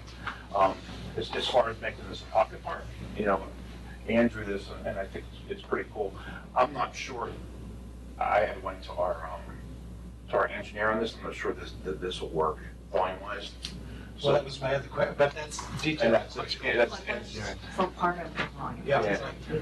Yeah. But I just want to make one comment about this, which is when you look at the existing grade, which is here on this one, I've only put the parking lot grade and how it meets the existing grade and how the existing grade would have to change. But if you go to the space and look at it, you find that it's relatively flat, as you can see in the front, and then it starts going steeply down, and this right here is a retaining wall for the neighbor's backyard. This right here, which is, you know, very, very tall. But by the time you get to the back, I didn't measure it, but 15 feet or more. And so if you ended up, so it's hard to imagine why anyone would want to come into this space. What would they do? You can't get anywhere. You'd be standing between walls in a 10-foot wide space. The walls would be taller than the 10 feet wide space. So the way, You bring the grade up, level it out. If we lifted it, we could lift it, we could terrace it. I mean, but you have to see how the whole grading is. So the parking lot is graded this way. So if you start raising the height of this wall so that you can't, you know, so if you want to raise the grade right up to this wall, then you look straight at the cars. That's what this one picture was supposed to show you, is this wall, this new wall here. So this right here is a section looking at this part of the parking lot wall, standing here, looking Can there. you show that? Where's the cross section? I'm sorry, draw me, can you just indicate the section of that? So here's the road, here's the building. Should have the sections marked. Is that the section A? Yeah, this way. Right. Section A looking south. Section A looking south.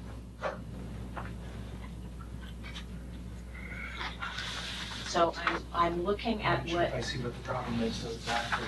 so because you've got the cars, how can I explain this? This is the back end of the retaining wall. Here's the street, you're standing here on the street level. Right. And then the parking lot, the existing grade goes down like that to behind. Right. And you're building a parking lot, here's the surface of the parking lot. Right. You want to hide the car by a parapet wall so the residential neighborhood doesn't see the car just parked against a curb, right? But nothing prevents, Okay, so then you have to start raising up this wall more if you're going to raise the grade on the other side. right? So Because- the problem is what, there's a wall seen from the parking lot? I don't think that's a problem. It's parking. It's what it's seen from the south looking in. If you have the desire to have the retaining walls terraced and not be 30 feet tall, then if you want to minimize the height of the retaining wall to a human scale, that's 7 feet or 8 feet, something like that, and so you terrace them down, then But- it's, It's parking. I mean, this is a dead zone in here, looking this way. I'm more concerned about, He's looking at this view of the parking lot. I mean, in a sense, I'm saying that's the cost of parking. You know, if you have a 10-foot or 15-foot wall there, well, that's what it takes to make the rest but of the the site neighbor work. doesn't want to see a 10-foot wall. They're not gonna see a Yes, they 10-foot, no, they're not. Which neighbors are we talking about? Residential. Wait, But no, does this- well, there what are is this way, What there is are it? people This that is- live here, and there are people that live Right. there. This wall is how tall right now? Oh, He's 15 feet. Right, so what, if you bring up that grade, Yeah, it's just a 10-foot wall on this side. I'm not sure what, aren't you leveling the ground out there? I'm not getting where the impact So is. Mark, you said if we level the grade from here to here, we Well, can you plant have a to- tree line? or something, right? But you could bring this up, Right. and it becomes more level. I mean, there's gonna be a slight grade change of some sort, but I'm just wondering, We get into the engineering drawings, we can do that. I mean, I guess I'm just saying that to me, if there's any hope, if we could make that more usable than just sort of a stormwater drain. Yeah, but I think that's what, I think one of the big complaints from the residents is now that, there is, there's trees and birds and stuff like that in here. If we can kind of recreate that here as a buffer. Well, here's the planting plan for that area, if you saw it. Something it might be a little difficult to understand the planting plan, but you can see that there's plenty of trees and shrubs, and even if this stormwater dry riverbed whole thing and these walls don't get put in, so right now you were gonna, go down to this level. And the idea of doing it this way was to conform with the new New York State stormwater regs that require some kind of green infrastructure solution for the first flush, but it wouldn't have to take all the water from the parking lot. But fine, if that's not something that we want to make as a priority in this village, then that's, fine with me. But the idea here is that I've taken this little wall here so that this area can be flat. And so if you want to raise the grade here, then you can, use at least part of this as a pocket park. But realistically, as I looked at the space and went into the space, I wondered to myself, other than the nature part of it, so that you have birds and trees and flowers that you're looking at, what is anyone actually gonna do in there? Because at one point I had put a little paved area or something, thinking that people might, area or something, right? people might sit there, but I don't know what you're gonna, because remember, cars are parked all along here. This is all a parking lot. You have a 4-foot sidewalk and continuous cars. What's the width of that's 2 lots there, isn't it? It's supposed to be 2 lots there? If I remember correctly. There was a lot. It's a 10-foot, this, let's see, this is the village-owned property over here, and this is the 10-foot easement. It's marked on this, so it's not as. So we don't actually have 2 lots then. I thought at one time with that, the idea was flipping the village property over and enlarging that green space to be not just the easement, but easement plus 1 piece of property, wasn't it? No, the whole thing was originally 9 lot, it was designed to be 9 thin lots, if you look way back. I'm not talking about that, I'm talking about what we agreed to in discussions at the Board of Trustees meeting. We had talked about moving, It's and I know what we talked about, okay? So don't try to correct me from what we I'm talked just about. saying it's one Because you're lot. gonna make me angry if you do. I would suggest you just don't try to correct history. I mean, look at the survey, it's one lot. There's a lot over here. What we had talked about was swapping this over to here and creating a double wide green space. That's what we had talked about in the meeting.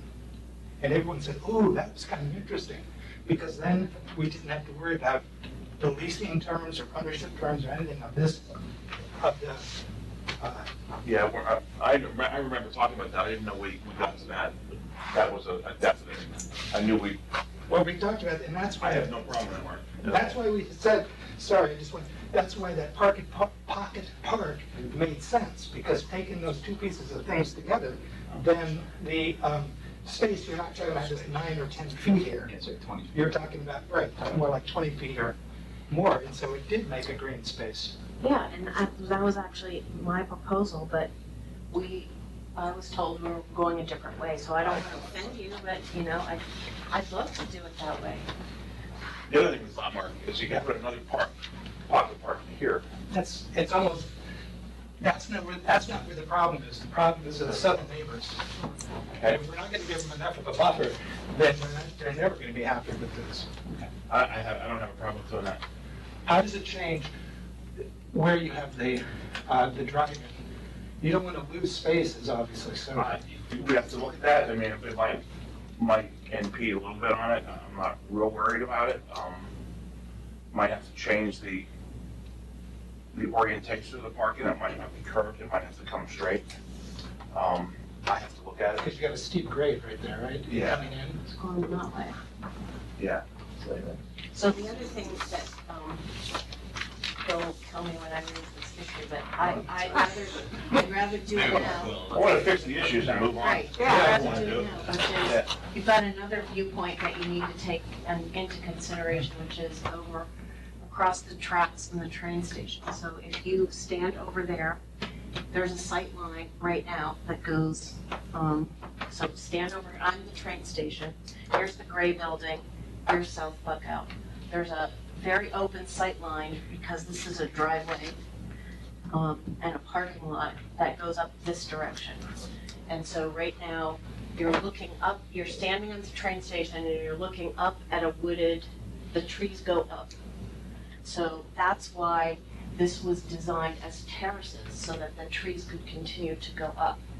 So the idea was by putting the entry to the parking lot here, it afforded you some space to create terraces and larger trees up the hill so that when you're standing across on the railroad station, you're still looking up at a sequence of trees rather than looking at parked cars. But just, Karen, Bill, this is just seat of the pants type of stuff, but yes, if we were just to hypothesize this whole thing, you would, and let's say you didn't have to change it so much, you'd still have a planting area over here. You just wouldn't have this little area here, little. But I mean, I'm not trying to belittle it. No, you have a terrace structure to be able to. We would lose, I understand, If you bring the entrance to here, okay, so bring the wall. Or maybe it can't come all the way over there, but whatever, yes. Then, and that makes the space bigger. Yeah. Then you lose, but you're also losing the, for want of a better word, the green bulb outs at the north end. But in a sense, that's less of an issue because the building is right there. I mean, Well, that's the screening from across the railroad tracks. Yeah, I'm much more concerned with, this screening, than the railroad track screening. This is kind of a nice to have. This to me is the. You're not gonna lose it though, you'll just No, lose one section of it. Yeah, I agree. I think Brian's part of what at the very beginning is important. Our thought, at least my memory of it was that we were right here.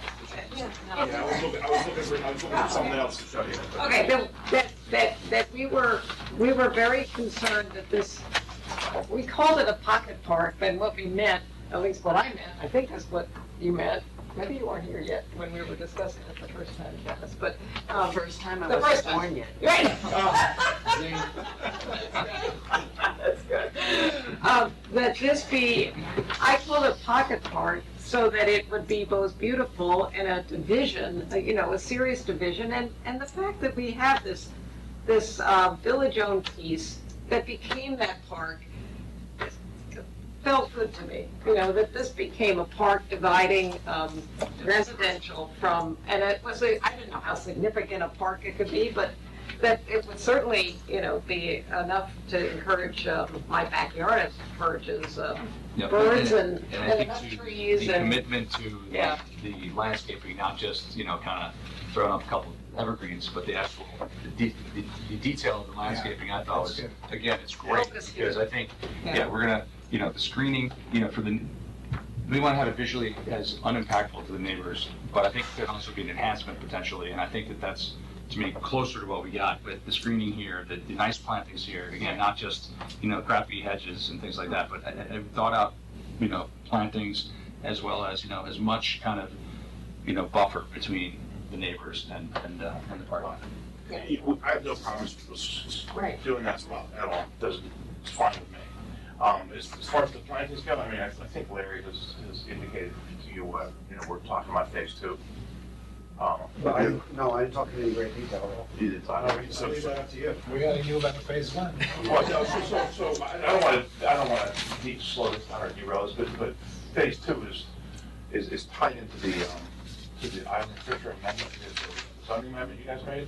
Right. To get, Fisher up front. I mean, what we want to do is we want to improve everything from here to the red barn. Yeah. Around the front, and that's got to be fenced. And that phase 2 will be in probably 2 phases, but we're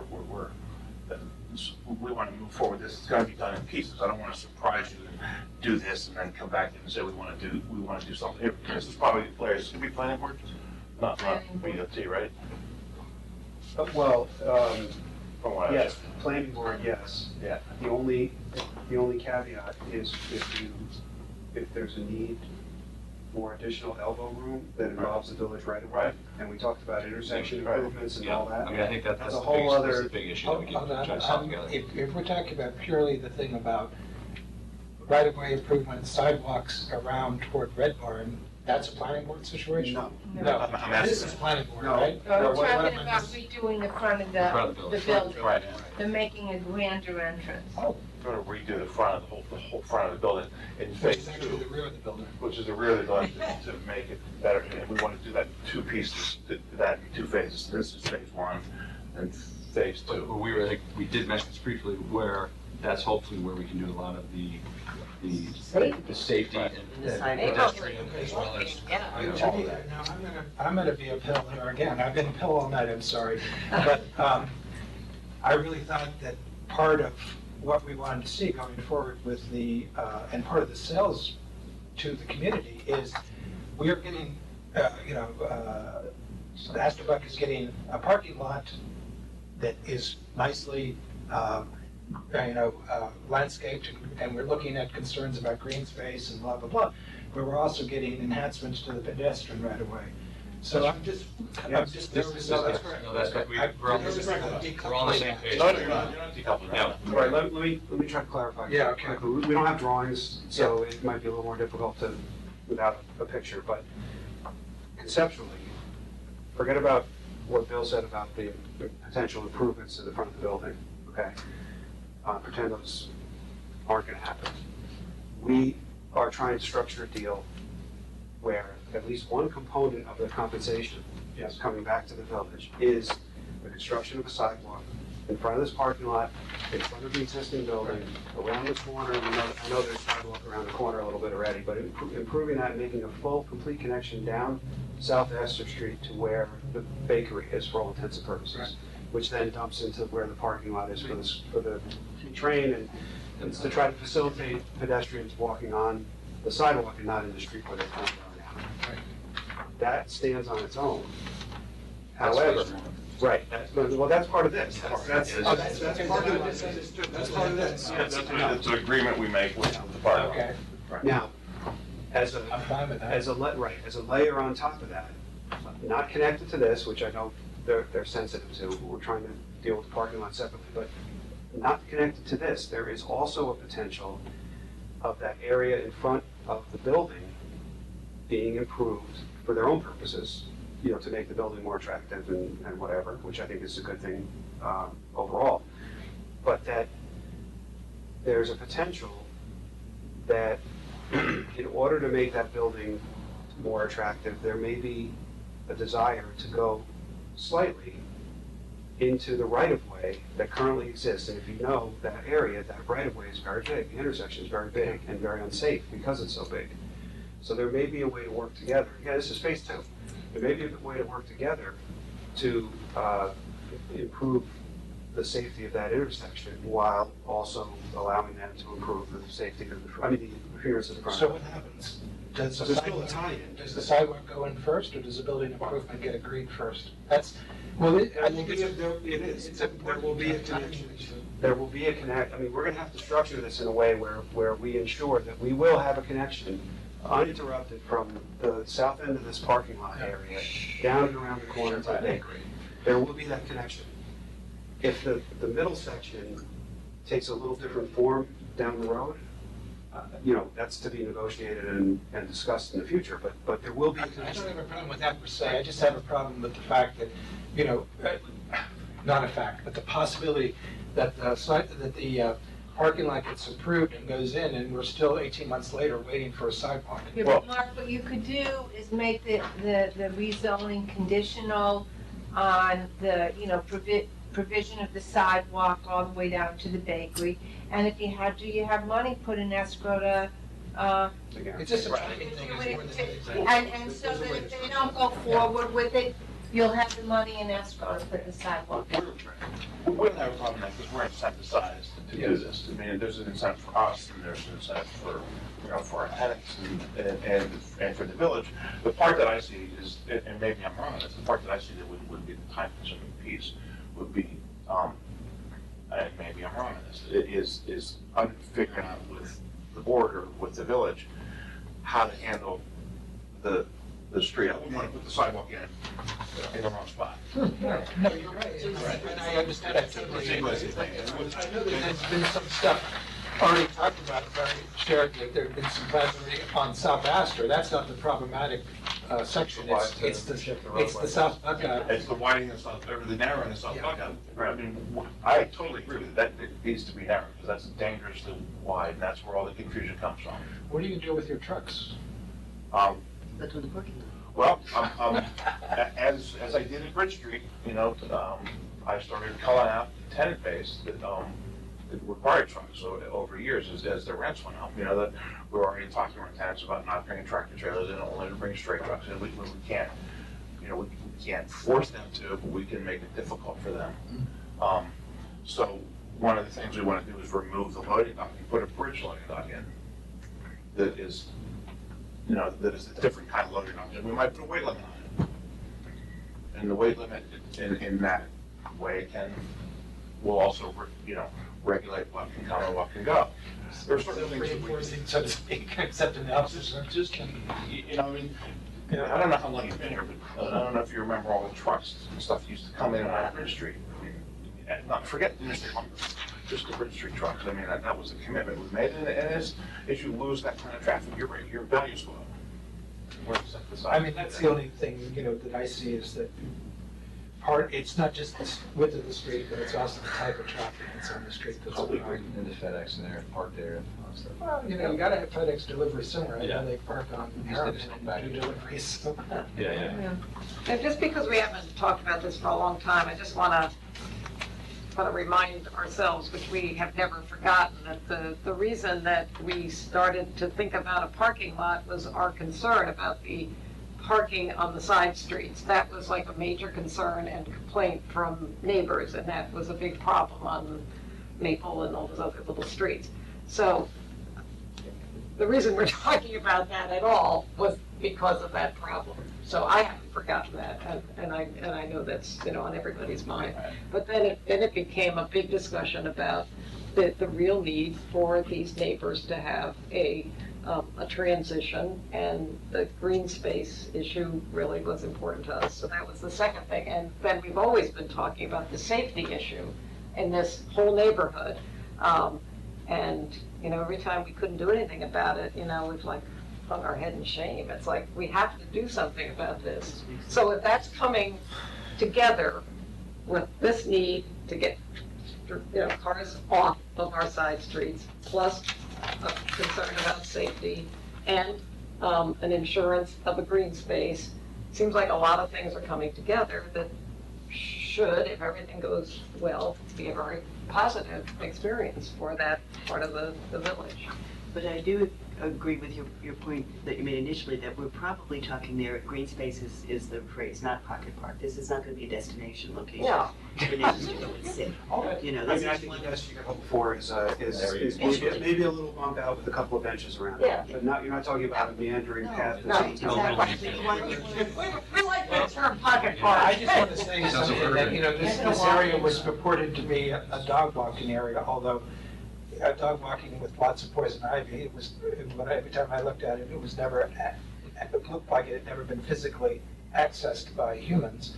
But, we did, you're not going to have a meandering path, but you might be able to do something a little bit smarter by, if there's lawn, or if there's, maybe it's not, maybe it's totally planted, but.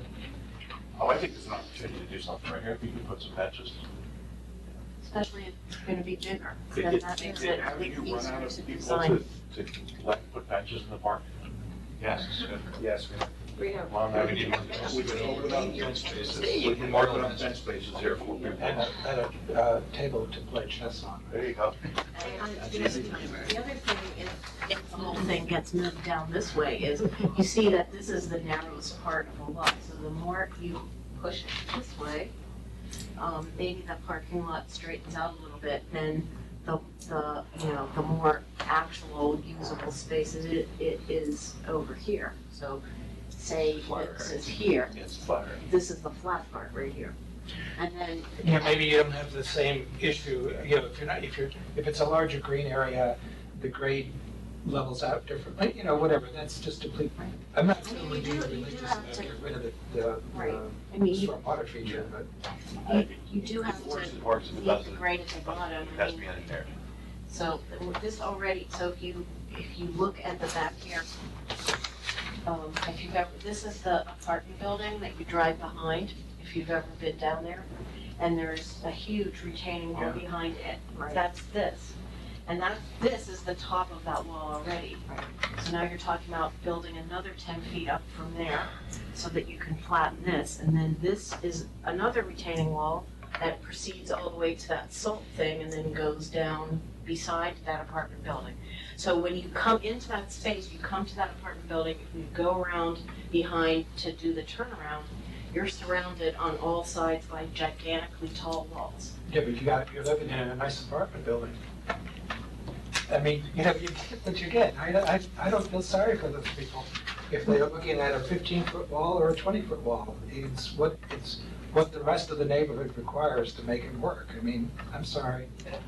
So I just wanted to thought about the use of that, whether there are benches or not. I mean, that's something we should get community input on. Maybe the neighbors would prefer people weren't sitting there rather than sitting there. So let's think about the use of it, and public policy needs to kind of work that way, right? Public policy, Mark, going back to your comment, yes, part of the reason we supported this project to begin with was because of the concern for the neighbors, wanting to make sure that they had minimized the visual impact of the parking lot. But the neighbor, there are also our neighbors who live in the apartment, and so the concern you're raising about the height of the walls they're looking at, I think is equally should be of our concern as the. It's the back of the apartment. They're facing out the river. That's the view they care about. The back of it is like the back of any apartment that you're facing an alley, effectively. Well, I think we need to hear that from them. I mean, I think they should stop the entire project because they don't want an extra 5 feet on top of the wall. Not suggesting they should. I'm just suggesting that we consider the They're impacts people on and residents too, yes. How many parking spaces, Bill, in the 48, I believe. Oh, 48, no, that's We're not here to talk about the traffic flow in and out. No, Obviously, we're not gonna go there, right? No, Yeah, no, right. I mean, that's that many cars coming off the Right, street. yes, right, that's kind of my thinking, and the planning board, we're not the last word here. There's one part of this that we have a role in, and then the planning board has a role in this too, right? Yeah, they will, well, except you're gonna analyze all the possible environmental impacts. Right. You have to Yeah. look at the stormwater Right. before you, approve the. That we have to. Because, Yeah, I mean, because the action here. No, but then it goes before the planning board and they get but pissed. the They're zoning, Well, I mean, the Yeah, thing is. we haven't done a thorough enough. It's always an issue when it's a rezoning. Now, the action here is not only just the rezoning a piece of the property, Right. but it's creating this parking lot. And you can't allow this parking lot to be created if there could be negative environmental I impacts, don't which disagree could with be it. stormwater impacts, which could be Yeah. traffic. So you have to look at it Noise. before you do it. Yeah, but that discussion already happened at previous meeting. We sat and listed the reasons why the Board of Trustees kept themselves as lead agency. Right, Because okay. there's a property transaction going on, there's a rezoning effort going on, there's parking regulations and issues that are. safety issues, So it's neighborhood. there are a whole list of reasons why the village board belongs being the lead agency. So I think it's defensible. I understand. No, I'm not saying that we shouldn't be, I think we should be. Right. I'm just wondering where we draw the line, because will we, or Bill's engineers, do a sufficient stormwater analysis, or will it be thrown back at them when they go? No, but what will happen, Bill's engineers will do a stormwater analysis. We'll have Han look at it. Han or our engineers, they're gonna, the same Okay, people. so, yeah, it's the same people, so that. And I'm sure we'll get their I'm gonna use for training, so. Right, and it's just, He's gonna get something on. it's gonna get the same review, it's just at this level, it makes a difference. So what was the plan for tonight, to go? So they could Right. hear what you're Okay. They needed to hear what your thoughts were about, I teed up the south area because that was an important thing that I know you were concerned about. You know, they need to, that was the main thing they needed to hear.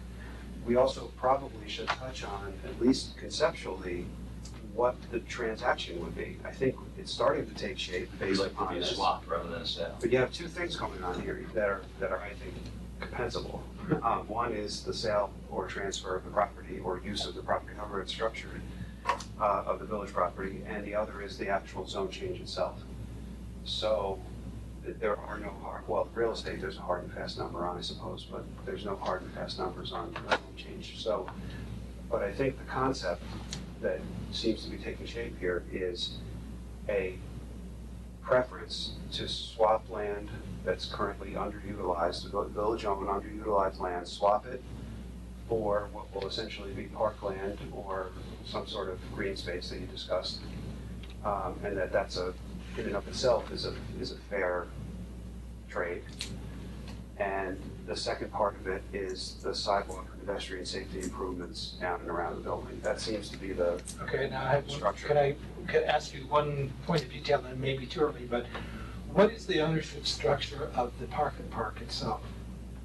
I mean, we're talking about land swap, but that would imply to me that we own that swath of land that isn't, the piece that isn't the sewer easement or whatever the easement is that's there.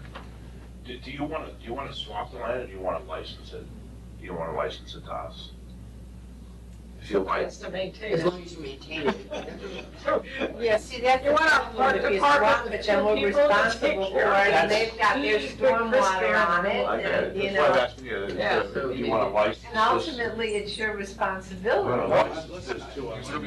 Yeah, you guys gotta figure that out. Look, my first reaction was, I think, the same as yours, which was when we saw the stormwater capture system on that site, I kind of, in my head, ruled out a swap. Yeah. But this conversation has been going down the avenue, especially with Connie's comments saying, you know, I like the idea of trading an unused space for a usable space or, you know, a green space.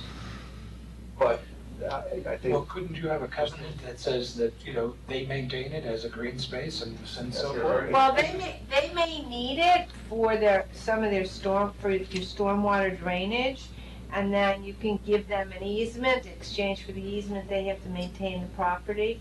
I mean, you can come Yeah. up with So in what other you. words, there's a lot of things working potentially. Yeah.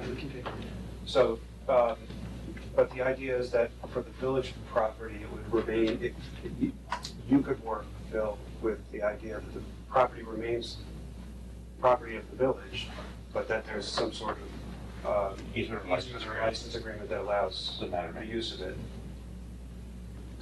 And so that would allow him to move his parking lot closer into your land, rather than, because right now, It's off that's the land. why, it's you off your kept it land. Yeah, It's off.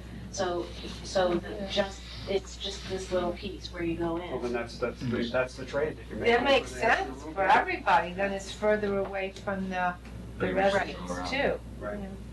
So if the parking lot can move into your land, then, you know, just strip this whole thing and you get this other 20 feet to add to that 20 feet. Yeah. Or That's the point. Whatever But the then who owns what is the question. Well, Right, and that's that's what, the whole thing. that's what we're talking about, I mean, if you you guys weren't using it at all, if there wasn't stormwater stuff on it, Then and if it was no maintenance, then maybe the village would wanna take it, you know? But the problem is, if you do take it, you're responsible for the maintenance, and it looks like you have some pretty fancy landscaping there that's gonna require some Pretty, maintenance. right? You want to make it look good. Yes, right, But we don't want to be. right. I'd rather If have Mike, But if they have to have some of their stormwater practice on that, Or- you make the deal for them in exchange for you having the stormwater practice, you have to maintain the whole lot. It's got an infiltration in that area. Yeah, I mean, that's you the put other. it under things all the time. Yeah, I mean, that's the point of all this, is that they haven't done significant site engineering because that's a it's a lot of money, first of all, so we wanted to make sure that where the board is, That that the the work board's will be satisfied with what they're hearing, so, Now, the next steps are to get all those details for sure. without trying to sound like overly complicated, because it sounds like the land deal could be worked out a number of ways. How do we get community reaction then to a new concept? Like if there's a way to get some adjustment to the plan and then actually get some feedback on it from the community, is that possible, or without doing like an in-depth re-engineering type of thing? Well, don't you think the next step has to be anyway, you guys have to come to some agreement on the plan and you're not quite agreed on this? And if they come back with a new plan, showing a bigger space and what's gonna be on that space, whether it's gonna be built up or not, and you present it at a board meeting. As a regular hearing. At a regular board meeting, you hear from the public, and then you go forward from there. That seems to make sense. Because I think we do need Yeah, I want to hear input from that. Yeah. I mean, you could have some informal connection with some community members before, hand might work.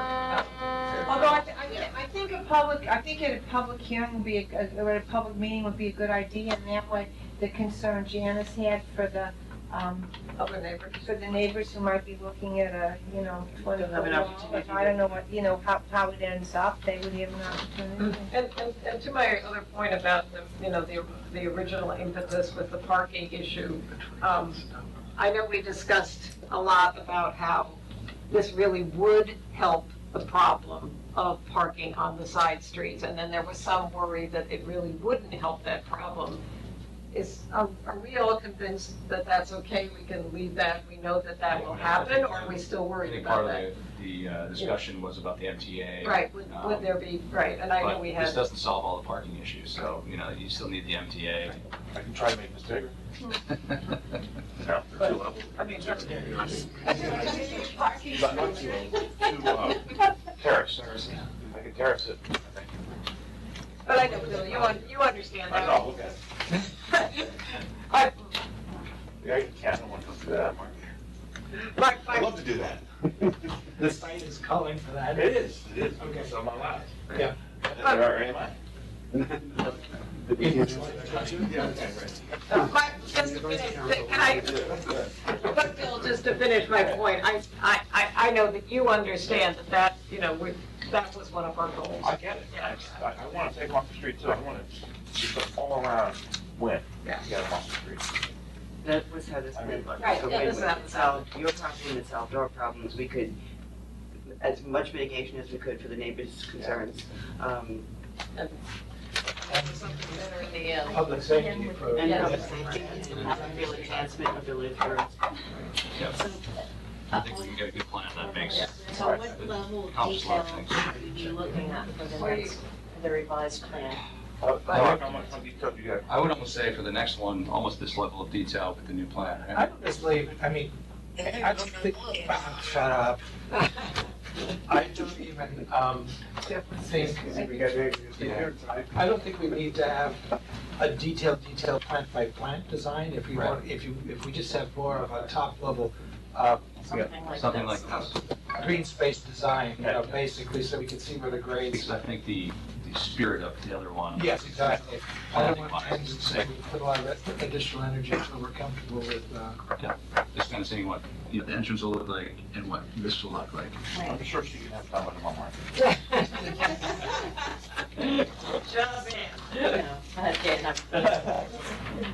But, no, but I mean, obviously, I just wanted to say one thing, which is we're looking at the old plan, it was just one wall, but, I did already put two walls, so the apartment building people would be looking out on stuff growing in the space. how wide is that space? That's about 5 feet. What did you put in there? I don't remember what was in the plan. Was there any detailed drawing of what was going No. on there? Details in there. Because 5 feet's kind of like, It's gonna be like carrots, no, because, native grasses and stuff that, is not, you'd never have to mow or do anything. Bamboo. It would be native. I'm kidding. but actually, That's why I said black lotus. But probably, you know, if you make this, you could actually, you could use clumping member. What's that? Clumping member is, Just get to check that. Bill, you're gonna start your engineers on this forget yet? it. I put it clumping member. You know- It's really nice. Yeah, Chloe, yeah, because we need to have our traffic person look at it for design, but I guess we need to have more detailed plans. I don't think it's detailed enough yet, is it, for traffic person to look at? Yeah, we talked about just going with one traffic. Well, I mean, the thought was maybe we would just have a village hired traffic person look at it. Yeah, I don't, yeah, who's designing it for you? Who's designing the parking lot? It'll be, we'll do the engineering on it. Yeah, and then we can have a review by, whatever traffic person, maybe Collins, we'll have it reviewed by whatever traffic person we're gonna use. But really just for circulation and stuff. I mean, my recommendation would be John Collins, who we've used on a couple things, and I think he's really good. I don't remember. Yeah. We trust you. Yeah, well, we were using Collins before until he was representing Mercy. So then there got to be an issue. I forgot what we were using Collins on, but he was good. He was really helpful. Here's John Canning before. Yeah. There was a plant palette in the package about that, it was gonna be fire retention and that was one thing. Thank you. You have any time for yourself, Linda?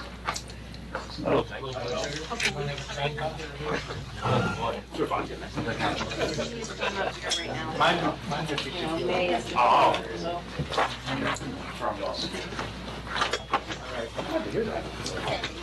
So, Main Street speed limit? can I just say, Larry, I'm really glad that Mike This is, you know, I did my We're in agreement.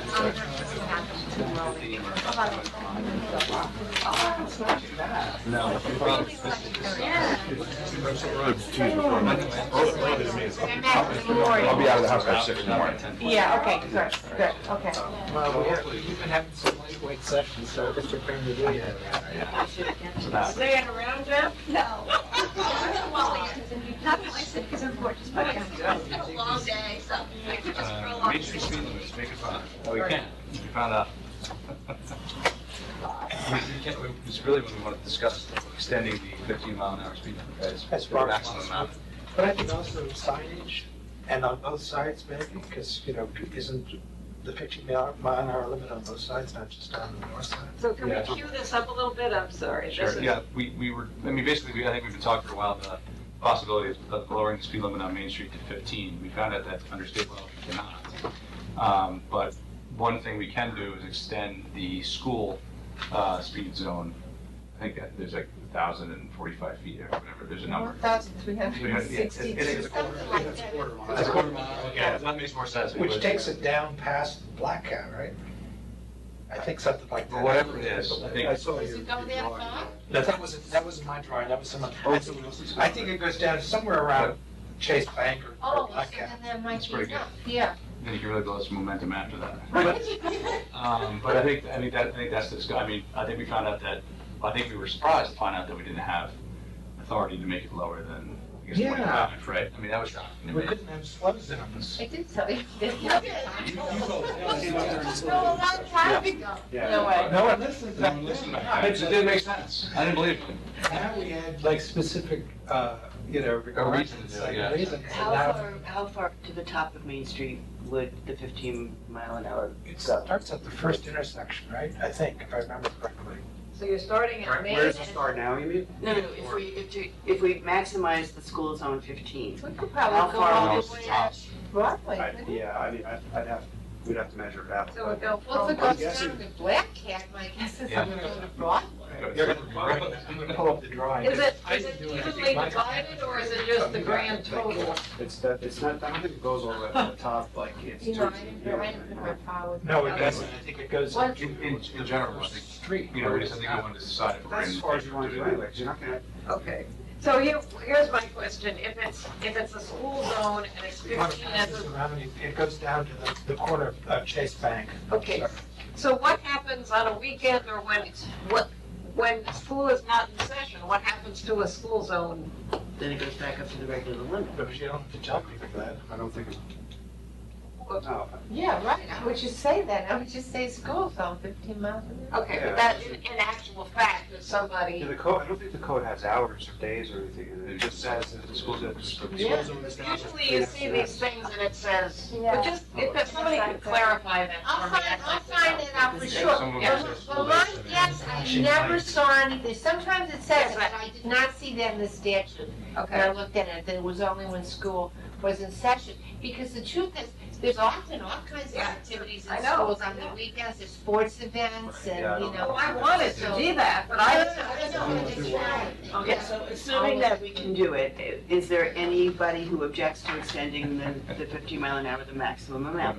But I have a secondary add-on if I could. Wait, can we just answer that Yes. question? Yes. We all want to keep okay. So it'd be essentially Dutcher to Broadway. Yes, okay. So, or, yeah, whatever we can do. I'd rather have it extend further downhill than if we can't get to Broadway. Yeah, I mean, it doesn't make sense to have it, I mean. oh, I That see. first block. Yes. Yeah, Yeah, If and we plus, can flip it. that's downhill. and plus where you're gonna put signage that people would see in time. Right. Yeah, it would be more like when you get to Dearman, you Yeah. can see a sign, you can't see it right away. So phase two is publicizing the street. Well, I was, Oh, go ahead, Mark, go. no, and then make sure we sign it properly, because there's one sign on the other side, but it's almost at the Too top, far. like near the fire station. It's in a weird place, so we need to sign it. It's right there where the, like the Toy Store used to be, you know. Yeah, but I mean, but the zones, maybe, The zone starts at the corner of. currently, Correct. right here, right, okay, maybe it's not so weird after all, so. It's supposed to be, right? The other thing that we talked about at the traffic committee was the notion that you can't set a traffic limit, but there are some psychological things you can do. And one of those are those little yellow warning signs that say, 15 mile an hour safe speed, sometimes you'll see a curve, sometimes you'll see narrow street. Yellow signs, Yellow- essentially, like yellow yellow warning signs. And they're not necessarily enforceable, but they are psychological, so. That was, Yeah, well, no, they are actually. They're If you had a warning sign that said, let's say, Steep hill. steep hill, Yep. warning, and then along with the warning, you had 15 miles an hour. And if somebody were traveling 20 miles an hour, you couldn't give them a ticket for exceeding the speed limit, but you could give them a ticket for driving too fast under the circumstances.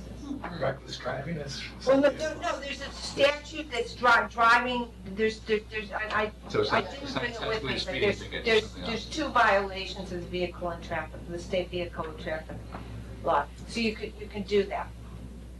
Well, But that's driving either- too safe for conditions, Excuse me. especially when you specifically, you could do that anyway, you could do it driving too safe for conditions, but I wouldn't want to be the cop list that, Verbalize it. But if there's a warning that says steep hill, don't exceed, and then 15 miles an hour, then I think one of them was called driving too fast for conditions, and then I forget what the Certainly going downhill makes sense. I don't know what the argument is coming uphill, except for. congestion. Yes. Or, Congestion, Morning pedestrian drive. congestion. that morning drive is, Whatever. I forget seeing anyone on sidewalks. But the point being to use all of those methods to try, we want to control the speed on Main Street. That's the School primary ones goal. And if you go one step further, not just that, but conceivably, something like these warning signs maybe could be used on South Buckout, narrow road, 15 miles, you know what I mean? Like you could use it as a way to, that's all, I just wanted to throw that out, yeah. That sounds like, that's, And we know, we have several meetings, I know it's not gonna happen immediately, but right there at the Aqueduct Crossing, that is gonna be wildly changed for safety issues. That plan is a big piece of the reason for doing that whole plan is the safety factor at that part of Main Street. and I also agree, you made it's sort of obvious, but the signage should be on both sides of the street, Right. obviously. Well, it is now, It but is, it's. it should be, I don't know that we need a radar sign on the other side of the street. No, I don't think That, it's- boy, that was really helpful, I'll tell you, when I came today, I was going 21. But what is the strobe set to now? Can we set it down closer to? It can be set down, yeah. I think it went off for someone, I saw someone doing 32 and the strobe went off. That's probably a little high. We have 50 to it, it's a laser. So should I draft a local law amending the, School zone? school zone? Yeah. Okay, and And there is no reference to hours, by the way, so.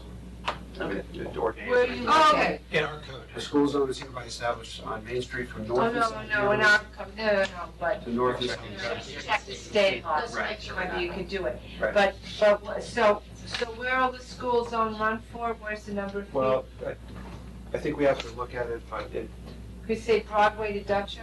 I don't think it can go that. for now, We don't for want now, to, but we don't want let's, people turning and all of a sudden having to stop to 15. They don't know where, they haven't had enough to see that. So we're saying, we'd rather stop it at that first Dearman, Dearman? is that the first street? I think which that's is where where it starts. Dearman Aqueduct Lane is the, Right. And then, and then it would take it down well, Dearman, past Black Cat, wait, the, practically the whole way. No, Dearman, Dearman is first, and then, Aqueduct's down. I think. it's right, before Dearman Aqueduct. is, Dearman makes sense, yeah. and then we'll go 1,320 feet, or whatever that number was, down the hill as far as. So the thing that So I shouldn't put a street I in don't know the there? name of, I don't You'll, know the you'll measure give me the exactly. name of the Yeah. street, Yep. okay? That map supposedly starts, if I remember the other side of it, it starts at Dearman at the east end. It doesn't show it? or No, does it? So no, This it's first not- one's at South Aqueduct, so, yeah, so we should put political. So assuming that's correct, but Yeah. I'll verify. Well, someone just put it on Google Maps. Yeah. Dearman to Dutcher, right, that's a good, but we also know that Dutcher is where the bulb outs will be too, so there's a visual piece there as well. You know what I mean? Yeah. I have to just say, today, for the second time, I got some verbal flack about the bulb outs and the fire trucks, which I said, well, that's the purpose of part of the experiment. They're just sort of like, So like it can't turn? Like the fire truck can't turn? Well, we have to Just gotta turn over that, but, You just gotta do it. okay. you gotta do what, gotta do the You gotta experiment. just do it. Just build what you wanna build. See what- Fair enough. It's like this, people act like it's the only community these things have ever been built in. Right. They aren't. I'm willing to try it on one street. We have an They can always go engineering with the thing, curve if they have to. just, we'll do it, okay? Furniture there? No. Right. So- It will be as reasonable as possible with our Yes. engineers, but. Okay, Yeah. so this one's center or under? Yeah. We are now Thank you. 3 minutes behind my schedule. Oh. Right. Discussion, debate. Okay, wait, I just need to, what time do you intend to end this? My estimate, my intention was to end at about 8 o'clock. My estimate was 10:45. Well, So let's keep moving. yeah, It's possible if we don't talk about taxes for too long. It's the priorities to me that are gonna be lengthy, but, so discussion of filming and broadcasting. I feel like we're approving some kind of film permit tonight. right, filming, videotaping, that's the old name. It seemed, well, what you sent around pretty much encapsulated what everyone's. So, again, I think for the record, we started this back, I believe in September of 2015. No, it must be made. What's a hot? I'm hot. Yeah, even I'm hot. Thanks to Mark's Yeah, not my exactly. That's true. Separating. I'm cool now. Look at that. Got So- everything. 15, we decided that, we decided all of our boards should be televised. The ZPA opposed it. Then we got a letter, I think it was October 1st, 2015, from the chair, Bruce Clark, with their rationale. Since then, we've debated a few times internally on our board, and we've always come back kind of to the same idea that, we think it's still a good idea to pursue. The ZBA continued unanimously to oppose the idea of taping and broadcasting their meetings. So we finally arranged a meeting between Connie and myself. I thought it was a very good meeting. We listened to 6 of the 7 ZBA members back on April 21st. I thought they were all very sincere in their concerns. We raised those concerns among our board as well as with the village attorney in a session of council. And we kind of weighed their concerns with why we think it's important to televise it. And I think at the end of the day, especially in consultation with Mary Ann, she also reached out to, several communities, half dozen at least, and talked about their policies for televising the ZBA, and they do. Our local neighbors, Hastings, Greenberg, Dobbsbury, they have, we're inventing the wheel here, but I think we are trying to follow best practice. But there's also practical reasons, and I think these are the main reasons I will share these with the ZBA, because I think we all unanimously agree that we should televise their meetings. So here are the reasons. Again, I'll send these to the ZBA as well. It simply, and this is the most important one, allows more residents, and I will actually say other board members, because there's often times we have meetings or something we can't go, to view meetings. Although all ZBA meetings are open to the public, of course, and they have been, we found that many more residents view Board of Trustee meetings on the internet or TV than in person.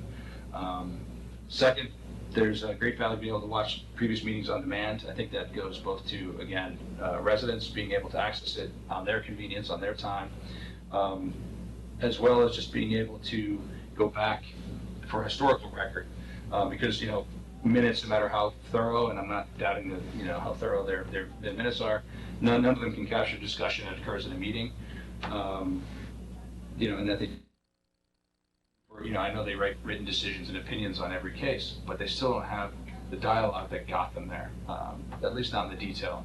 And I think we actually saw this in the one case that was, faced a Article 78 defeat, was because the judge, and yes, I don't think we got the most favorable judge, basically didn't believe that we discussed and considered certain issues. And I think if we were able to create a transcript off of the record, we might have gone He specifically said that. I just actually looked at that decision again today, and he said there was no transcript, and we have no record of what discussion there was. We don't know that they discussed. So to me, it's a whole, yes, I understand that theoretically you can open yourself up, but I think what you discuss in a public meeting, shouldn't be open to, interpretation like that anyway.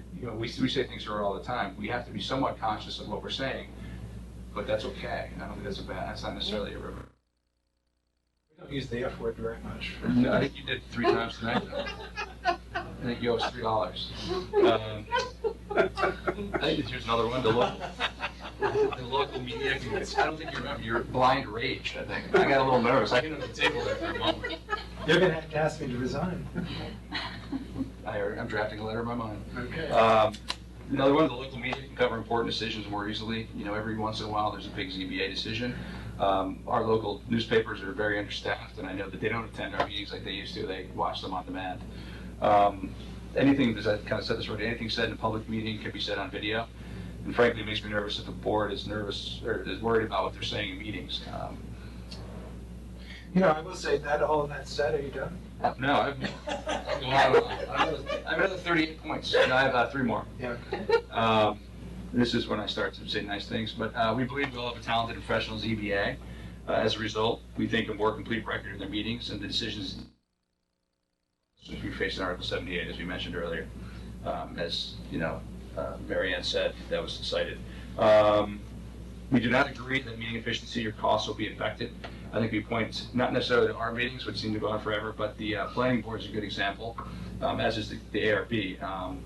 Televising alone should not make meetings more formal for board members or the public. There should not be any effect at all in the end. By televising the ZBA, all of our major boards will not be broadcast. The inconsistency of not televising the ZBA does not make any logical sense.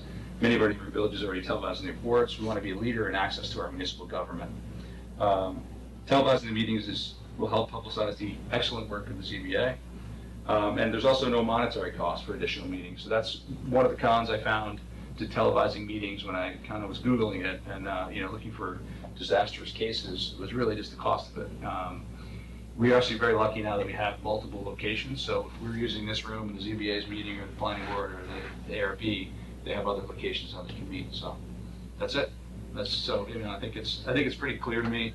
Not that their concerns were unwarranted, but I think they might be somewhat overstated. And I don't think we're opening ourselves up to, and the village attorney agrees to any, additional liability, but it's all about moving and rescues.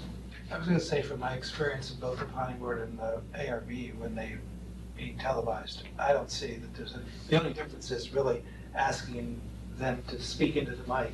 You know, that's Which is very good. Yeah. It's even good when you're there to hear better. We've had trustees struggle with that too. Yes.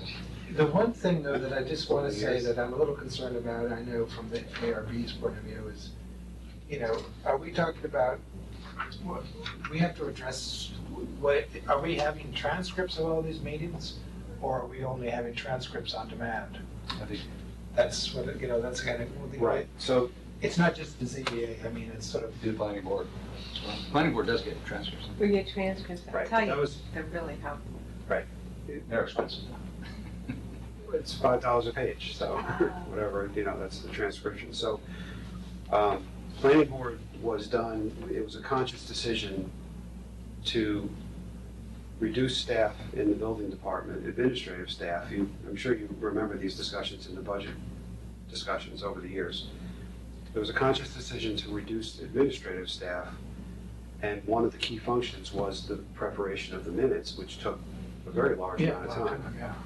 And that's not to say that transcription takes no time, because there will be a need to review it and edit any mistakes and get it finalized. But, so that's being done on a planning board level. Apparently it's being done successfully, you know, the reports that we get. Let me just say one thing about the $5 a page. The minutes don't come back, like if you've ever read an EBT transcript where they have like 50 words on a page. Oh, right, yeah. No, it's single space, there's a whole lot on a page. They look you know, like, so- they look like minutes, like Yeah, regular minutes. so each meeting, well, like, one real long planning board meeting, the one I'm looking at, right, oh, wait, I have them here, because I'm reviewing the minutes. See, well, this one, there was a lot of discussion, but they get a lot on the page. But, it could be, this was a pretty long meeting, so it was 48 pages, but when they're shorter, they can only be 20 and whatever. But they're really helpful, because when you have a lot of applications before a board, like before the planning board, and people come back, you can check. Sometimes you'll have somebody, we had an application that disappeared for a year. And so then I could go get the minutes from 2015 and remember where we were. It's probably not necessary for the zoning board of appeals, because most of their decisions are in one night. But if you had a case that did go to trial, You could go back to you could go to an Article 78, you could transcribe them. So, what about the ARB? You Because didn't, you didn't let me finish. they're. You didn't let me finish either. All right, so that's This how is all being filmed. That's okay. So that's how the planning board came about. The ARB came about basically because at a certain point, the members of the ARB decided that they were not going to create the minutes because there were either too many matters on the agenda. There was a particular meeting where there was 12 matters. They couldn't keep up with creating minutes. Despite my best effort to try to come up with a streamlined approach to the minute form, to create a form essentially to track the result of the decision. Some members of the ARB have expressed to me that they would rather see transcripts. And so now we're taking, and the first product hasn't even come back yet, but it's been, because there's an education process with the transcriber. He's got to learn voices and understand who's talking and all that. Because he doesn't just look at a video while he's doing it, he needs to do it audio based, because he needs to stop and start and stop, you know. So, but we're working towards doing transcription for the ARB, because the ARB also feels that there's value in having a transcribed record. Well, especially for things that go into appeal. Yeah, which doesn't happen very often, so, but they didn't like my argument, so, yeah, I know. So, we're gonna see how much it's gonna cost. You need to consider that, that's part of it, but for now, I've had to fill the gap with the last, I guess it's 3 meetings now that are built up, into 2 meetings a month that are now built up, waiting to be transcribed. So that's where we are. But at least there's a record of it, so there's some way. Right, but we don't really need it. Okay, what does Ed need in terms of, because I know. Approved or denied. No, but it doesn't give those notes. Right, Right, no, because it's conditions, yes. So, but that's way That could have less been than a full That transcript. could have been on a form. And I s- Okay, so, but no one, okay, so there's no way to sort of. You know, you don't wanna hire a staff person to sit there and do No. that, right? So you'll figure out the best thing, and then it'll, eventually, if it's a cost, they'll come back to us and they'll figure it out. All right. Well, that's what we're doing Yeah. right now, talking, because his best thing didn't happen. But it is, the best thing is doing, all right, so that's, but maybe that's to say something. Well, it wasn't accepted by the members of the ARB. Right, The best maybe thing that'll would be- evolve at some other point, and this will be what's done in the interim. Well, why do they need minutes of?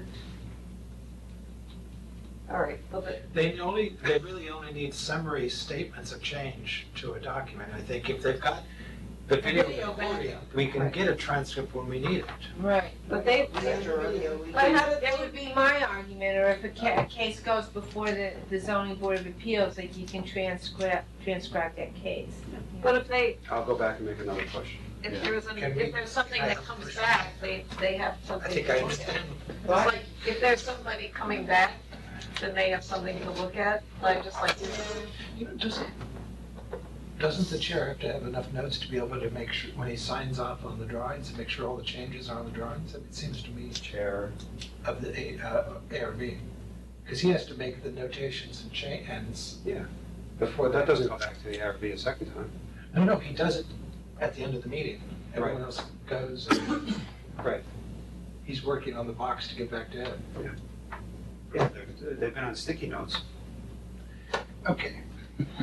Right, so the issue is filming the zoning board. all right, so you have finished your list. My list is done. Is there anything you wanted Any from other us, concerns? except, So if everybody else, if anyone disagrees, let me know. No, I think you articulated the issues very well. I think it's very important for consistency and access, and thank you.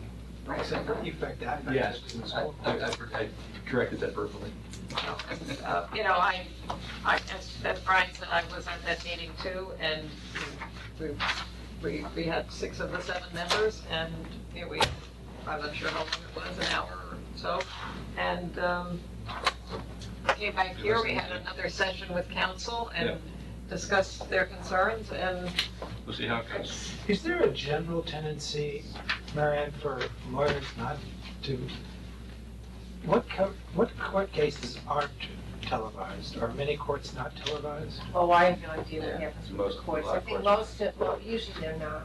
I'm just trying to think if New York there's like State. kind of a structural, mental kind of thing that They're recorded.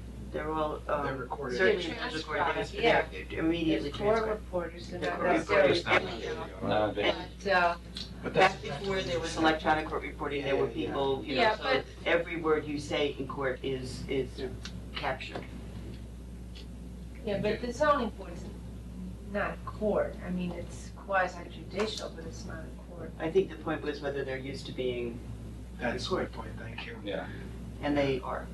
They In just, some form or other. yes, not visually, but they're certainly, everything is transcribed. You could read the full record of it. They still have to comb their hair if they appear before a judge. Oh, you betcha.